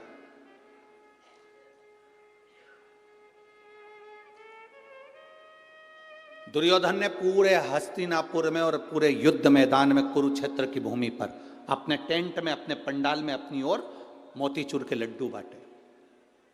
जब दुर्योधन ने मोतीचूर के लड्डू बांटे तो वो लड्डू लेकर कोई भगवान कृष्ण के दरवाजे पर उनके टेंट में पहुंच गया, उनके पंडाल में पहुंच गया। भगवान कृष्ण ने पूछा, ये लड्डू काहे के हैं? तो जो द्वारपाल लड्डू खा रहा था उसने कहा, ये बूंदी के लड्डू हैं। द्वारिकाधीश ने कहा, ये बूंदी के लड्डू तो मुझे भी दिख रहे हैं कि बूंदी के हैं। ये नुक्ती के लड्डू, ये बूंदी के लड्डू तो मुझे भी दिख रहे हैं कि बूंदी के हैं। लड्डू काहे के हैं? तो द्वार पर फिर बोला, ये बूंदी के ही तो लड्डू हैं। भगवान द्वारकानाथ ने कहा, ये तो मुझे दिख रहा है कि बूंदी के लड्डू, लड्डू काहे के? तो क्या ये बूंदी के ही हैं। अब भगवान को क्रोध आया। भगवान ने कहा, मुझे दिख रहा है कि बूंदी के लड्डू हैं, मैं ये पूछ रहा हूं ये लड्डू काय का है? फिर द्वारपाल बोला, लड्डू खाता खाता बूंदी के हैं। अब द्वारकाधीश जब बोले, फिर द्वारकाधीश ने कहा, देख मैं तेरे से एक बात कह रहा हूं, मुझे ये बता दे कि ये लड्डू काय के हैं। फिर द्वारपाल ने लड्डू खाकर कहा, बूंदी के। भगवान द्वारिकाधीश मुस्कुरा कर बोले, अब मुझे ये बता, ये लड्डू कौन बंटवा रहा है? तो द्वारपाल बोला, ये दुर्योधन बंटवा रहा है। अच्छा, क्यों बंटवा रहा है? कल अर्जुन मर जाएगा, भीष्म पितामह ने संकल्प लिया। अच्छा, भगवान कृष्ण ने कहा जल्दी से मेरे को भी 4 लड्डू दे दे। द्वारकाधीश ने 4 लड्डू लिए, द्रौपदी के कक्ष में प्रवेश कर गए। और द्रौपदी के कक्ष में प्रवेश कर द्वारकाधीश ने आवाज लगाकर कहा, द्रौपदी, ए द्रौपदी। द्रौपदी आई, भैया आप, क्या बात है? भगवान ने कहा ले द्रौपदी लड्डू खा ले। द्रौपदी ने पूछा काय के लड्डू है? भगवान बोले मोतीचूर के हैं, तू खा। इस लड्डू की कहानी बड़ी विचित्र, तू तो खा ले। द्रौपदी ने लड्डू लिया, खाते खाते फिर पूछा लड्डू काहे के? भगवान बोले मोतीचूर के हैं। अब द्रौपदी ने पूछा इतनी रात के 1:30-2 बज रही है, रात्रि का दूसरा पहर हो रहा है और तू मुझे लड्डू खिलाने आया, आखिर ये लड्डू कौन ला कर दिया? तो कहा मेरे द्वारपाल ने दिए। क्यों दिए? कल भीष्म पितामह ने प्रतिज्ञा करी है, कल अर्जुन मर जाएगा, सूर्यास्त होते हुए नहीं देख पाएगा। तो मैंने सोचा अपनी बहन का पति मरने वाला है, कल तो मैं लड्डू आज ही खिलाया। भगवान बोले, जैसे ही बोले तो द्रौपदी ने कहा लाओ मेरे को 2 लड्डू और दो तुमने छुपा के रखे। द्वारकाधीश ने 2 लड्डू और दिए तो द्वारकानाथ ने कहा द्रौपदी तेरा पति मरने वाला और तू लड्डू खा रही है? द्रौपदी बोली जब भाई खिला रहा है तो अच्छे से खाओ, बाद में देखा जाएगा।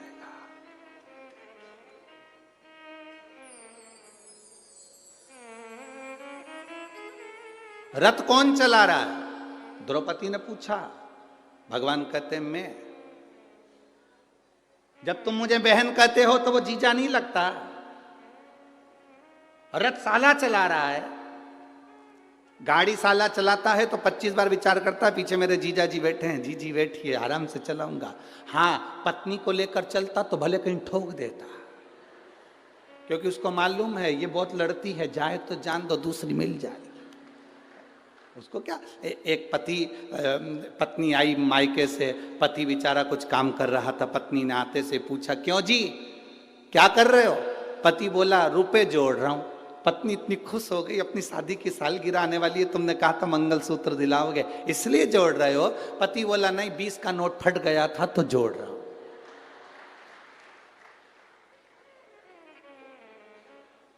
पत्नी भी अंदर गई, फटे हुए दूध की चाय बना के दे दिला है, अब तुम इसको भी जोड़ लो। अब भगवान ने कहा ले ये लड्डू। द्रौपदी ने लड्डू खाया और भगवान से कहा आप कह रहे हो मेरा पति मरने वाला? हाँ, भीष्म पितामह की प्रतिज्ञा खाली नहीं जा सकती। उन्होंने प्रतिज्ञा करी थी जीवन भर कुंवारा रहूंगा, तो कुंवारे रहे। अब प्रतिज्ञा करी कि कल का सूर्यास्त होते हुए अर्जुन नहीं देखेगा, तो प्रतिज्ञा बिल्कुल पक्की है। ठीक है, लाओ 2 लड्डू और दो। द्रौपदी लड्डू खा रही है। द्वारकाधीश ने कहा द्रौपदी थोड़ी तो शर्म करो, पति मरने वाला है और तुमको चिंता नहीं। द्रौपदी ने कहा रथ की डोर तेरे हाथ में है तो मेरे पति की डोर भी तेरे हाथ में है, तो मरने नहीं देगा, ये पक्का।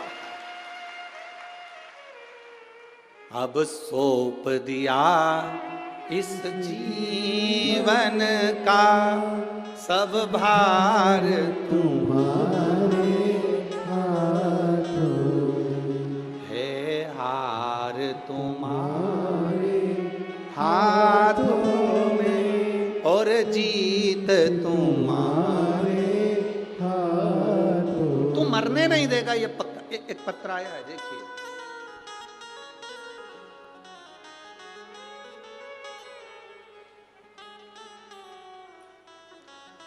रोली तिवारी, पिता कमलेश तिवारी, निवासी ग्वालियर से हैं। कहीं बैठे हों तो हाथ हिला सकते हैं, कहीं बैठे हों तो हाथ हिलाएं। रोली तिवारी, पिता कमलेश तिवारी, निवासी ग्वालियर। जिनको पत्र पढ़ना है हमारे साथ में एलईडी पर, आस्था चैनल पर, टीवी के माध्यम से पत्र पढ़ सकते हैं। आप ही हैं? हाथ हिला दो एक बार। हाँ, दोनों हाथ ऐसे हिलाओ एक बार। ठीक है, ठीक है। रोली तिवारी, पिता कमलेश तिवारी, निवासी ग्वालियर। गुरुदेव, मेरी भाभी 2020 से अचानक बीमार हुई। जिससे उनके सीने में दर्द हुआ, दिखाया तो सीने के अंदर एक गांठ थी, चेस्ट में गांठ हुई। उस गांठ को निकाला गया, पस निकालकर उस गांठ की जांच कराने के लिए बाहर भेजा गया। जब गांठ की जांच करने के लिए बाहर भेजा, तब उस जांच में आया कि मेरी भाभी को बड़ी बीमारी हो गई, कैंसर जैसा रोग हो गया।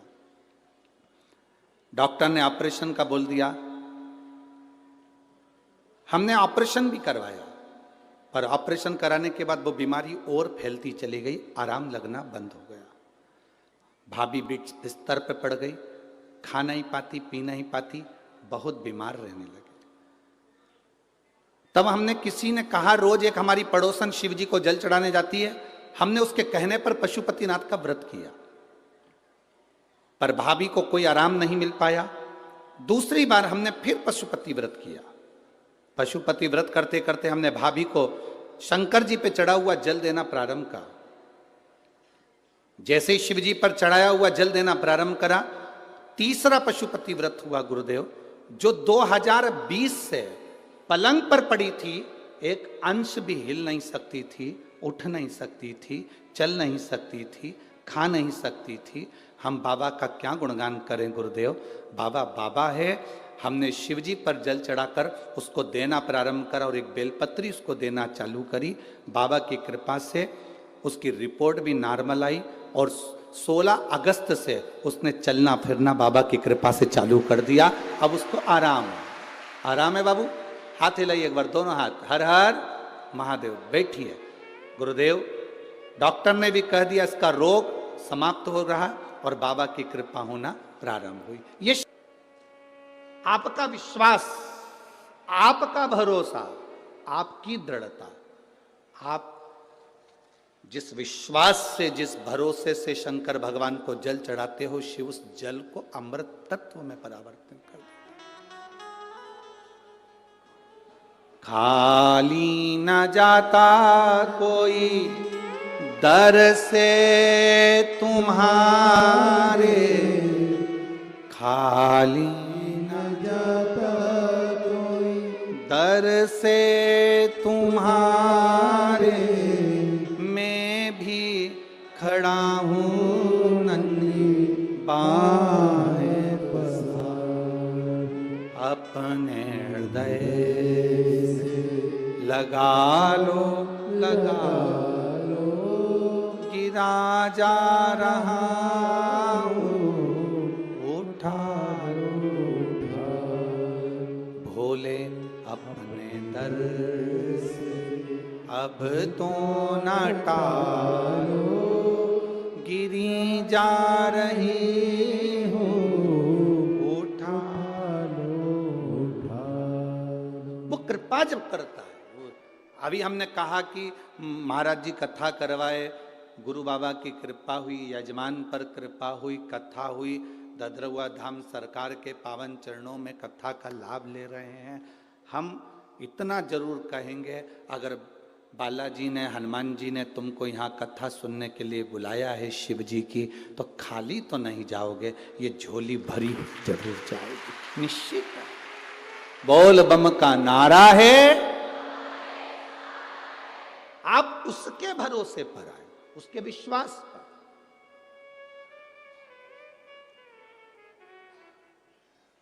द्रौपदी कह रही है मेरा पति मर नहीं सकता, ये मेरा विश्वास है। दीन बंधु दीना नाथ मेरी डोरी तेरे, मेरी डोर तेरे हाथ में, तो कैसे मर जाए। भगवान ने कहा द्रौपदी एक काम कर, जल्दी से तैयार हो जा, जल्दी तैयार हो, दासी के कपड़े पहन, नौकरानी के, दासी के कपड़े। द्रौपदी ने कहा दासी के कपड़े मैं क्यों पहनूं, तू पहन। दासी के कपड़े पहनाए भगवान ने और कहा चल भीष्म पितामह के कक्ष में। पितामह को नींद नहीं आ रही होगी क्योंकि कल अर्जुन मरने वाला है, तू जाके उनके चरण छूना, आशीर्वाद लेना, वो अखंड सौभाग्यवती का आशीर्वाद तुझे दे देंगे, दे देंगे, काम खत्म, तू चल मेरे साथ। द्रौपदी दासी के कपड़े पहनकर चली, पांव में जूतियां पहन गई द्रौपदी, पांव में चप्पल पहन गई। भगवान ने आवाज लगाई, द्रौपदी रुक रुक रुक, इधर जल्दी जल्दी आ। द्रौपदी ने कहा क्या भैया, चप्पल निकाल जल्दी से।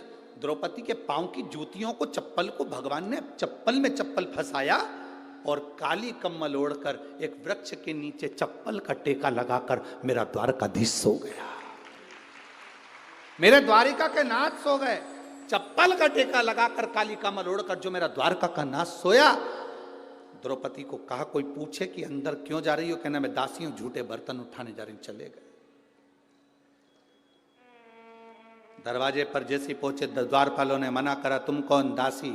मैं झूठे बर्तन उठाने में। अंदर चली गई। भीष्म पितामह खिड़की के पास खड़े थे, नींद नहीं आ रही थी।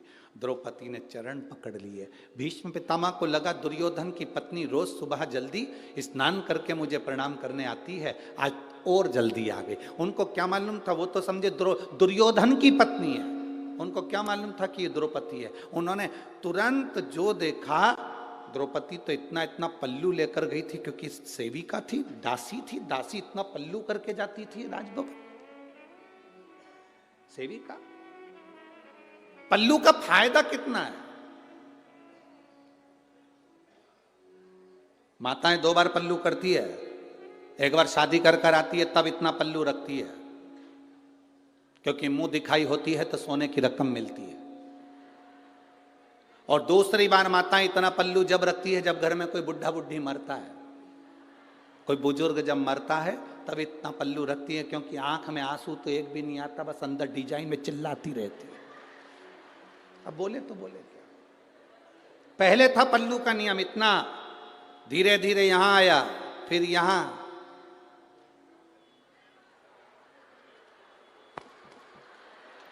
गया। अब तो वो लाइन आती है ना, देखते रह जाओगे, बस अब पल्लू दिखता ही नहीं है। आपके नजर आ गए पल्लू?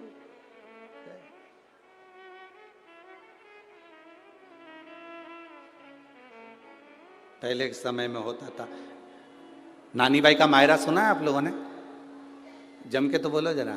नानी बाई के मायरे में नरसिंह मेहता की दादी मर गई थी, और नरसिंह मेहता की बड़ी भाभी इतनी चिढ़ती थी अपनी दादी सास से और नरसिंह मेहता से कि उनको धक्के मारकर बाहर निकालने को तैयार हो गए। तो नरसिंह मेहता की पत्नी और नरसिंह मेहता की भाभी दोनों रो रही थी। पहले नरसिंह मेहता की भाभी रोई दादी सास से गले लगकर, इतना पल्लू कर कर। तो नरसिंह मेहता की पत्नी को लगा कि मेरी जीजी आज तक सास के सामने पल्लू यहाँ रखी, सास मरी तो पल्लू यहाँ रखी, और इतनी चिपक चिपक के रो रही है, पहली बार इतना रो रही है सास के लिए। हमेशा गाली देती थी, डुकरिया मर जाए तो अच्छा, और आज गले लग लग के रो रही है। देवरानी को समझ में नहीं आया कि जेठानी इतना क्यों रो रही है। थोड़ी देर बाद जेठानी रोते रोते उठ गई, और उठते से देवरानी से बोली अब तू रो ले, और जेठानी चली गई अंदर। जब देवरानी रोने बैठी तब समझ में आया कि जेठानी इतनी चिपक के क्यों रो रही थी। सास के कान में यहाँ पे सोने की मूर्तियां थी, उसको दांत से कतर रही थी, और दांत से कतर के उसको मुंह में भर लिया और मटके में ले जाके डालकर कहा जल्दी ले जाओ, जल्दी। अब कह रही है ले जाओ। वावारी दुनिया मतलब की दुनिया में किसी कौन किसका, कौन किसका। अरे आप सबको ददरुआ धाम वाले महाराज जी को धन्यवाद देना चाहिए, जो हर साल कुछ ना कुछ अच्छा आयोजन कराकर आपका जीवन का कल्याण कर दे प्रतिवर्ष। और हमें तो सुनने को मिला 27 साल से लगातार चल रहा है। ये प्रभु कृपा नहीं तो और क्या है, ये दया नहीं तो और क्या है।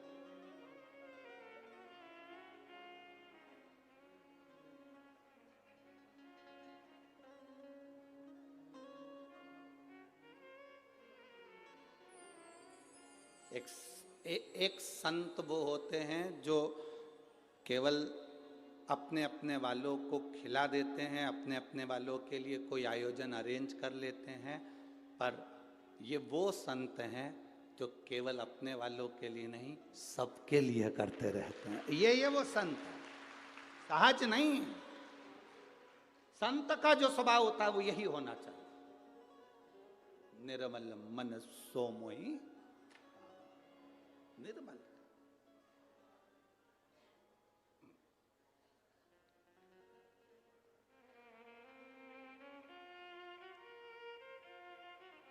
महाराज पल्लू कर कर चली गई द्रौपदी। भीष्म पितामह के चरण पकड़े। भीष्म पितामह को लगा दुर्योधन की पत्नी, आशीर्वाद दे दिया। अखंड सौभाग्यवती भाव। तुम तो बोलो, जरा जम के बोलो, अखंड भाव।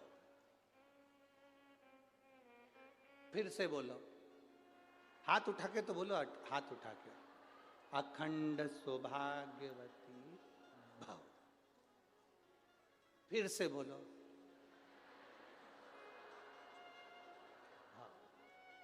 फिर हाथ उठा के बोलो जरा अच्छे से, पूरा पूरा बोलो, अखंड सौभाग्यवती भाव। फिर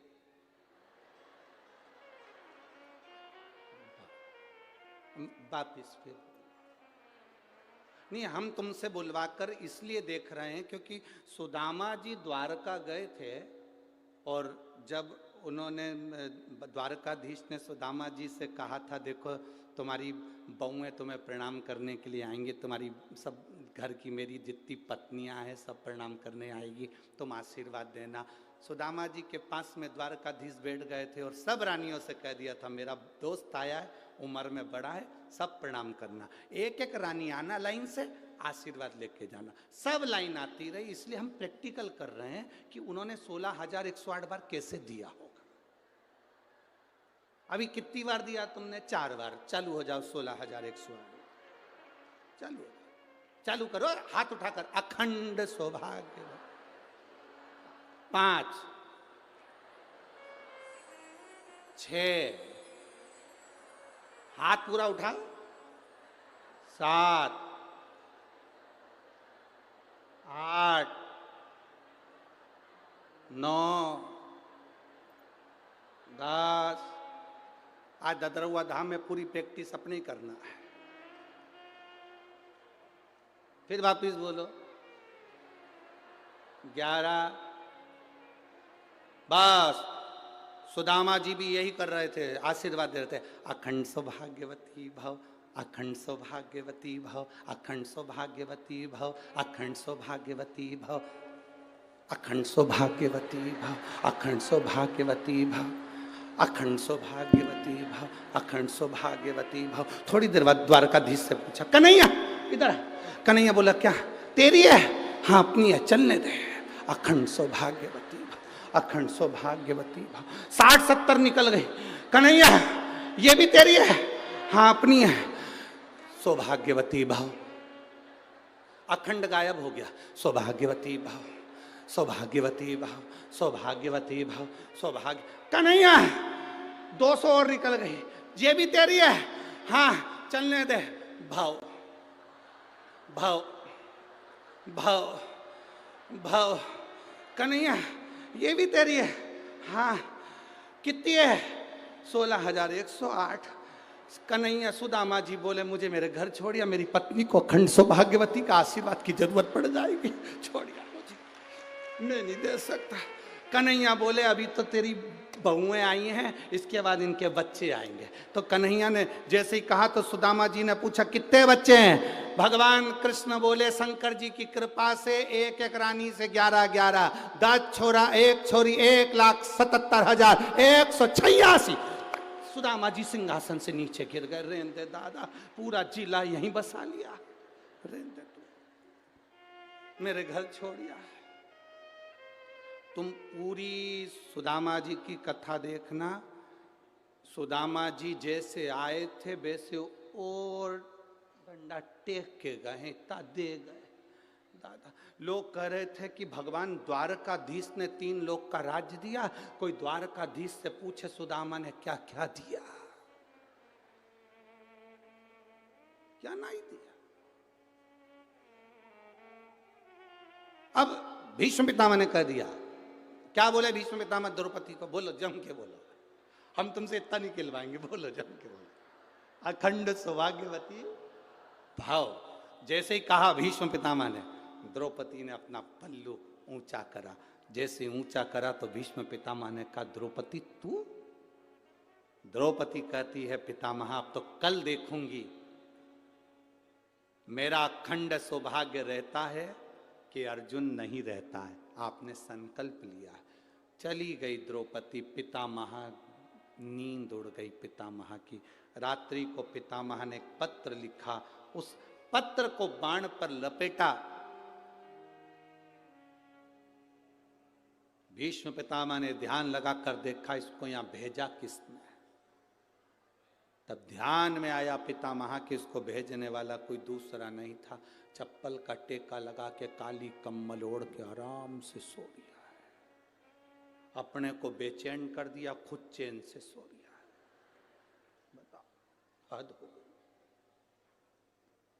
खुश रहो, प्रसन्न, आनंद में रहो। दूसरे दिन युद्ध प्रारंभ हुआ। द्वारकाधीश हंस रहे थे, मुस्कुरा रहे थे, क्योंकि आज भीष्म पितामह की हालत क्या है। भीष्म पितामह देखे कि द्वारकाधीश हंस रहे हैं, उनने बाण छोड़ दिया। वो बाण द्वारकाधीश के चरणों में गया। पत्र द्वारकाधीश ने निकाला, पढ़ा। अभी तक द्वारकानाथ रो रहे थे, हंस रहे थे, अब द्वारकानाथ रोने लगे। जैसे रोए तो गुप्त रूप से रुक्मणी, सतभामा, जामवंती, कालंदी, मित्रवृंदा, लक्ष्मणा सब आ गई। प्रभु आप रो रहे हो क्यों? भगवान ने पत्र दिया। उस पत्र में लिखा था, दीन बंधु दीनानाथ मेरी डोरी तू केवल अर्जुन की डोरी नहीं संभाला, मेरी भी डोर संभालना। नीचे लिख दिया, मेरा प्रण ना छूटे और अखंड सौभाग्यवती होने का वर ना छूटे। अब तू निपट, क्या करना है? अब तुझे निपटना है, करना क्या है ये तेरे ऊपर निर्भर करता है, मेरे ऊपर नहीं। एक माँ ने पत्र लिखा, जिसको वो बीमारी हो गई थी जो बीमारी लाखों लोगों में से एक को होती है, जिसके शरीर की नसें चौक हो जाती है, शरीर काम करना बंद कर देता, पलंग पर पटक जाता है और वो शरीर बेकार हो जाता है। एक माँ ने पत्र लिखा है इसमें।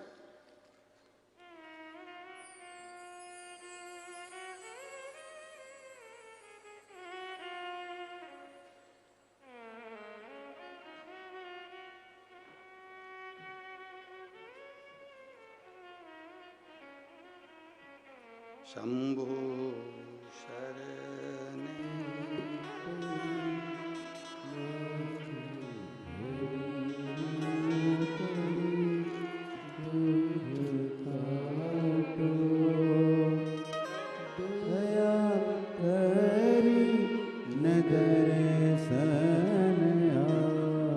पहले तो फोटो देखें एलईडी के माध्यम से, आस्था चैनल के माध्यम से। ये फोटो जो वेंटिलेटर पर पड़ा हुआ है, जीप, उसका आप लोग चैनल के माध्यम से देख सकते हैं। मेरा नाम मीराबाई है, मैं पीटो पार्क ग्वालियर में रहती हूँ। कहीं बैठी हो तो हाथ हिला सकती हूँ। मेरा नाम मीराबाई है, मैं पीटो पार्क ग्वालियर में रहती हूँ। कहीं बैठी हैं आप ही हैं? दोनों हाथ हिला दो एक बार। श्री शिवाय नमस्तुभ्यं। मेरा नाम मीराबाई है, मैं पीटो पार्क ग्वालियर में रहती हूँ। गुरुजी, महादेव जी का मैं क्या गुणगान करूँ गुरुदेव। बाबा की कृपा से मैं अभी ठीक हूँ। कुछ समय पहले वर्ष 2022 में बहुत बीमार हो गई थी। उसके बाद मुझे दिल्ली के आरआर हॉस्पिटल में भर्ती किया गया था, जिसके फ़ोटो मैंने लगाए हैं। वहाँ मुझे पता चला कि मुझे ऐसी बीमारी हो गई है जो लाखों लोगों में से किसी एक को होती है। मुझे वेंटिलेटर पर डाला गया, शरीर मेरा बेकार होता गया, शरीर से चलना फिरना, खाना पीना सब बंद हो गया, जाम हो गया। करें क्या? बाबा से प्रार्थना करी। किसी ने कहा शिव पर जल चढ़ाओ। शंकर पर चढ़ाया हुआ जल शरीर पर लगाते, एक बेलपत्र मेरे पलंग के पास रख देते। बाबा का मैं क्या गुणगान करूं गुरुदेव। आज बाबा की कृपा से बचकर मैं यहाँ खड़े हूँ। ये शिव की कृपा है, शंकर की दया है। अब ठीक है बाबू, हाथ हिलाओ एक बार। हर हर महादेव। बैठिए। शिव कृपा इसी को कहते हैं। शंकर की उदारता, ये शिव की करुणा के बिना, आप उसके भरोसे पर जी रहे हैं, उसके सहारे जी रहे हैं। आपने कह दिया मैं, मेरे जीवन की डोर अब तेरे हाथ में, मतलब अब वो संभाले, अब उसके ऊपर निर्भर कर।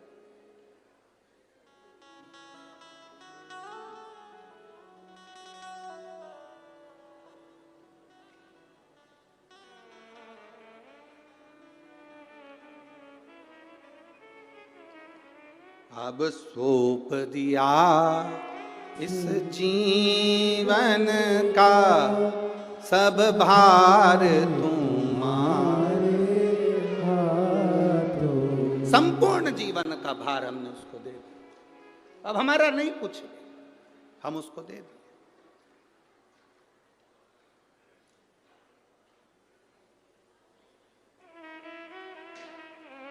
आप आए जरूर हो। अब ये ददरौआ धाम की जो भूमि है, यहाँ आसपास में कोई बहुत होटलें नहीं हैं, है क्या? जम के बोलो जरा। नहीं। कोई रहने के लिए कोई बहुत सारी व्यवस्था है क्या? नहीं। जो कुछ भी बालाजी सरकार ने गुरुजी महाराज के माध्यम से, महाराज जी के माध्यम से व्यवस्था करवाई, वो ये व्यवस्था है।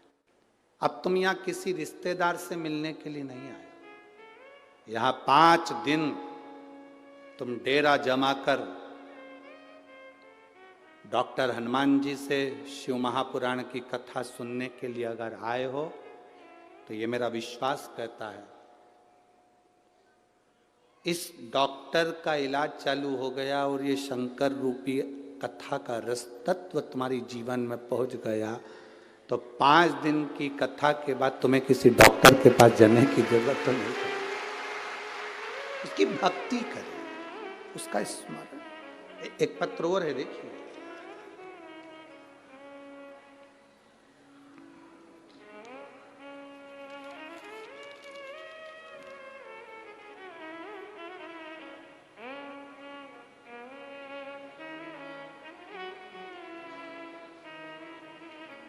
मेरा बेटा दिलीप जी त्रिपाठी, डीडी नगर, ग्वालियर। कहीं बैठे हैं? आप ही हैं? दोनों हाथ हिलाओ एक बार। श्री शिवाय नमस्ते। मैं दिलीप जी त्रिपाठी, डीडी नगर, ग्वालियर से हूँ। मेरा मोबाइल नंबर ये है। मेरा बेटा प्रेरित को 2020 में ब्रेन हेमरेज हुआ था। बाबा की कृपा से भूतेश्वर महादेव का जैसा जैसा आपने अभिषेक पूजन का वर्णन किया वैसा करा। दिल्ली एम्स में उसको भर्ती करा गया। बहुत ज्यादा हालत खराब हो गई। तब शंकर को जल चढ़ाना, अभिषेक करना, पूजन करना, बाबा के भरोसे रहना। गुरुजी आप कहते हो शिव के भरोसे रहो, बाबा के भरोसे रहे।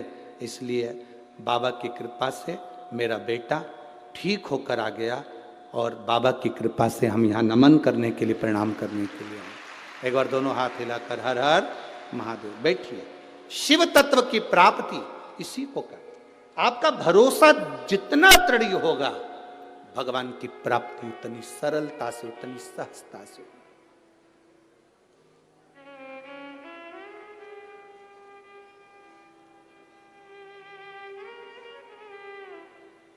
कोई तुमसे पूछे कहां गई हो 5 दिन के लिए, कह देना बालाजी सरकार की गोद में बैठकर शंकर की कथा का श्रवण कर रही हूं, अपने जीवन को सार्थक कर रही हूं। ददरौआ धाम, हाँ। मैं जंगल में, तो कहना जंगल में ही तो मोर नाचता है। बालाजी सरकार भी इसी जंगल में बैठकर नाचकर दुनिया का कल्याण कर देते हैं।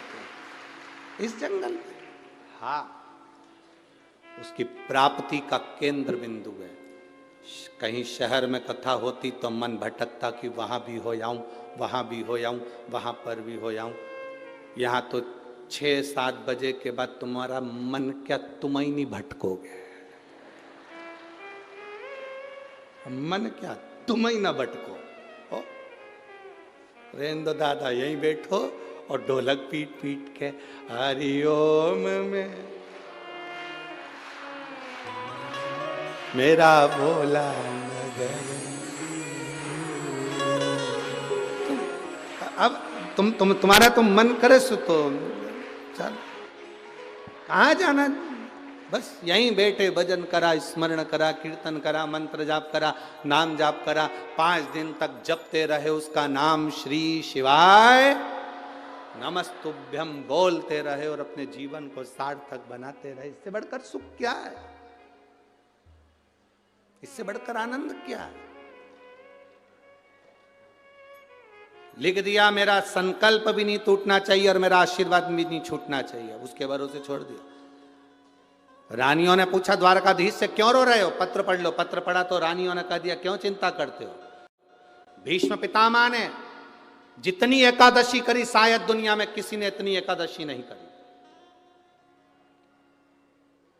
तो भीष्म पितामह ने जो एकादशी करी उसका पुण्य भीष्म पितामह को देना। क्या करना पड़ेगा? पितामह के लिए अर्जुन से कहो बाण छोड़े, पितामह के शरीर को वो बाण छुएंगे, लगेंगे। दुनिया को लगेगा कि भीष्म पितामह बाणों की सैया पर पड़े हैं, पर भीष्म पितामह बाणों की सैया पर नहीं। पितामह ने जितनी एकादशी करी है वो सारी एकादशी बाण बनकर भीष्म पितामह को अपने हाथ पर झेल लेगी, उसको मरने नहीं देगी, पटक।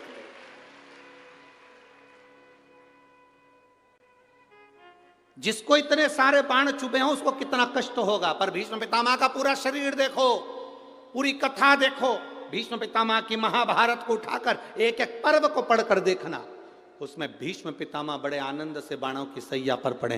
द्वारकाधीश पूछ रहे हैं, मरते क्यों नहीं हो? दर्द नहीं हो रहा? कष्ट नहीं हो रहा? भीष्म पितामह कह रहे हैं, मुझे तो लगता ही नहीं कि मैं बाणों की सैया पर हूं, मुझे तो लगता है जैसे मैं मेरी मां की गोद में सोया हुआ हूं, मेरी मां की गोद में सोया। एकादशी ने भीष्म पितामह को झेल कर रखा था। एकादशी शिव कथा कह रही है। अच्छा एक बात बताओ, जो लोहा होता है इस लोहे को कीचड़ में पटक दो और पारसमणि उस पर छुआओगे तो लोहा सोना बनेगा कि नहीं बनेगा? बनेगा ना, भले वो कीचड़ क्यों ना लगाओ। पारसमणि उसको छुआई, पारसमणि छूते ही लोहा भले कीचड़ में पड़ा हो, गंदगी में पड़ा हो, बेकार जगह पड़ा हो, पर पारसमणि छूती है और लोहा सोना बन जाता है। उसी तरह हम भले काम में डूबे हों, लोभ में डूबे हों, आसक्ति में डूबे हों, वासना में डूबे हों, तृष्णा में डूबे हों, हम भले कैसे भी हों, जब मेरे भोले बाबा की कथा का स्पर्श आपको होता है तो आप भी सोना बन जाते हो, निखर जाते हो। आप भी सोना बन गए, निखर गए, प्राप्त हुआ फल। शिव कथा कह रही है, भगवान शंकर का संवाद कर रहा है, शिव महापुराण की कथा कर रही है।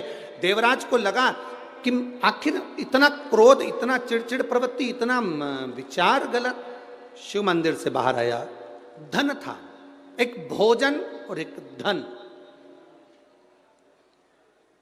भोजन पच रहा हो तो समझ लिए कि प्रभु की कृपा है, और धन भी सही जगह पर लग रहा हो तो समझ लो प्रभु की कृपा है। प्रभु कृपा। हम ये जजमान जो परिवार बने हैं, श्री अखिलेश तिवारी जी, इनको धन्यवाद इस बात का देंगे कि देखो भगवान धन देता है तो कहीं ना कहीं गलत जगह पर व्यक्ति को पहुंचाता है, पर किसी सद्गुरु की शरणागति मिल जाती है तो धन भी सही जगह पर लगना प्रारंभ हो जाता है और जीवन की सार्थकता बन जाती है। जीवन की सार्थकता बन जाती है। आप लोग आए हो कथा सुनने के लिए, जब यहाँ शिव महापुराण की 4 बजे आरती हो और आरती के बाद जब आप अपने अपने घर को जाओ, हम तो निवेदन कर सकते हैं, आगे आपकी मर्जी हो जैसा। जब आप 4 बजे यहाँ से घर की ओर जाओ, आरती में जब कर्पूर गौरम हो, उसके बाद में जब आप यहाँ से जाओ तो उस भूमि को प्रणाम कर कर उसकी रज को अपने हृदय से लगाकर अपने घर जरूर जाना, जिससे आपको ये आनंद की अनुभूति हो कि हम शंकर की भस्म को अपने शरीर पर धारण कर पा रहे हैं। क्या मिलता है वो जान सकता है, क्या देगा वो जाने, ये उसके ऊपर नहीं।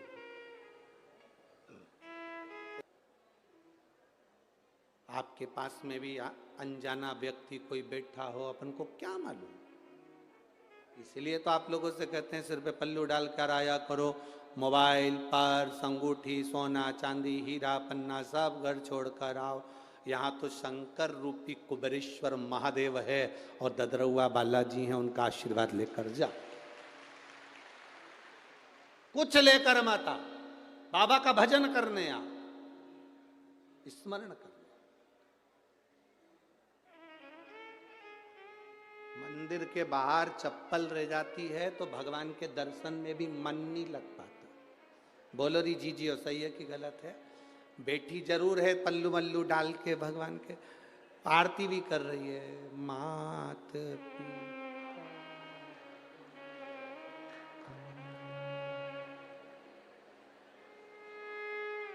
मालूम पड़ा ले गया।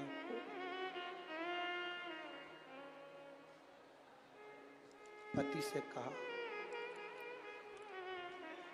गई। अब पत्नी फिर बोली शरण गऊ किसकी, अपनी तो गई, अब मैं किसकी ले जाऊं? पति बोला जिसकी अच्छी लगे।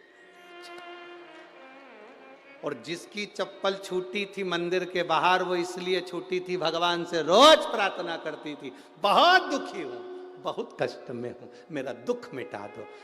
भगवान ने कहा अब की बार तू दर्शन करने मंदिर जाएगी, तेरी चप्पल रह जाए तो समझ लेना तेरा काल, तेरा दुख चले गया। अब वो अपना काल दुख छोड़ गई और जीजीआई पेंटिंग करके वो पहन के चली गई। मालूम पड़े बाथरूम में मुंह धो रही थी, पांव फिसल गया, कमर की हड्डी टूट गई, 2-4 से कहती फिरी मैंने क्या गलती करी। इतने में किसी ने कहा, कथा सुनी कि नहीं सुनी, किसी का छाता, किसी की चप्पल और किसी का मांग का टीका, ये कभी नहीं रखना चाहिए, बर्बाद कर देता। 3 चीजें, एक छाता, इसलिए किसी के प्राण छूटते हैं तो पद दिया जाता है, पद में ये चीजें बहुत जरूरी होती है, एक चप्पल, एक छाता जरूर देते हैं। आपके इधर देते कि नहीं देते वो हमें नहीं मालूम, पर ऐसा नियम है। वो लोटा वगैरह सब तो बात की बात है, पर ब्राह्मण जब 13वां कराए 12वां कराए सैयादान में, ये चप्पल और छाता का होना जरूरी है, इसमें काल होता। बोले गया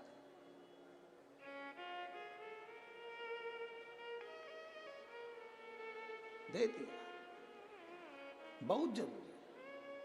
देवराज के भीतर वो जो धन रखा था, उसके कारण देवराज की चित्तवृत्ति ठीक नहीं हो पा रही थी, वो धन के कारण।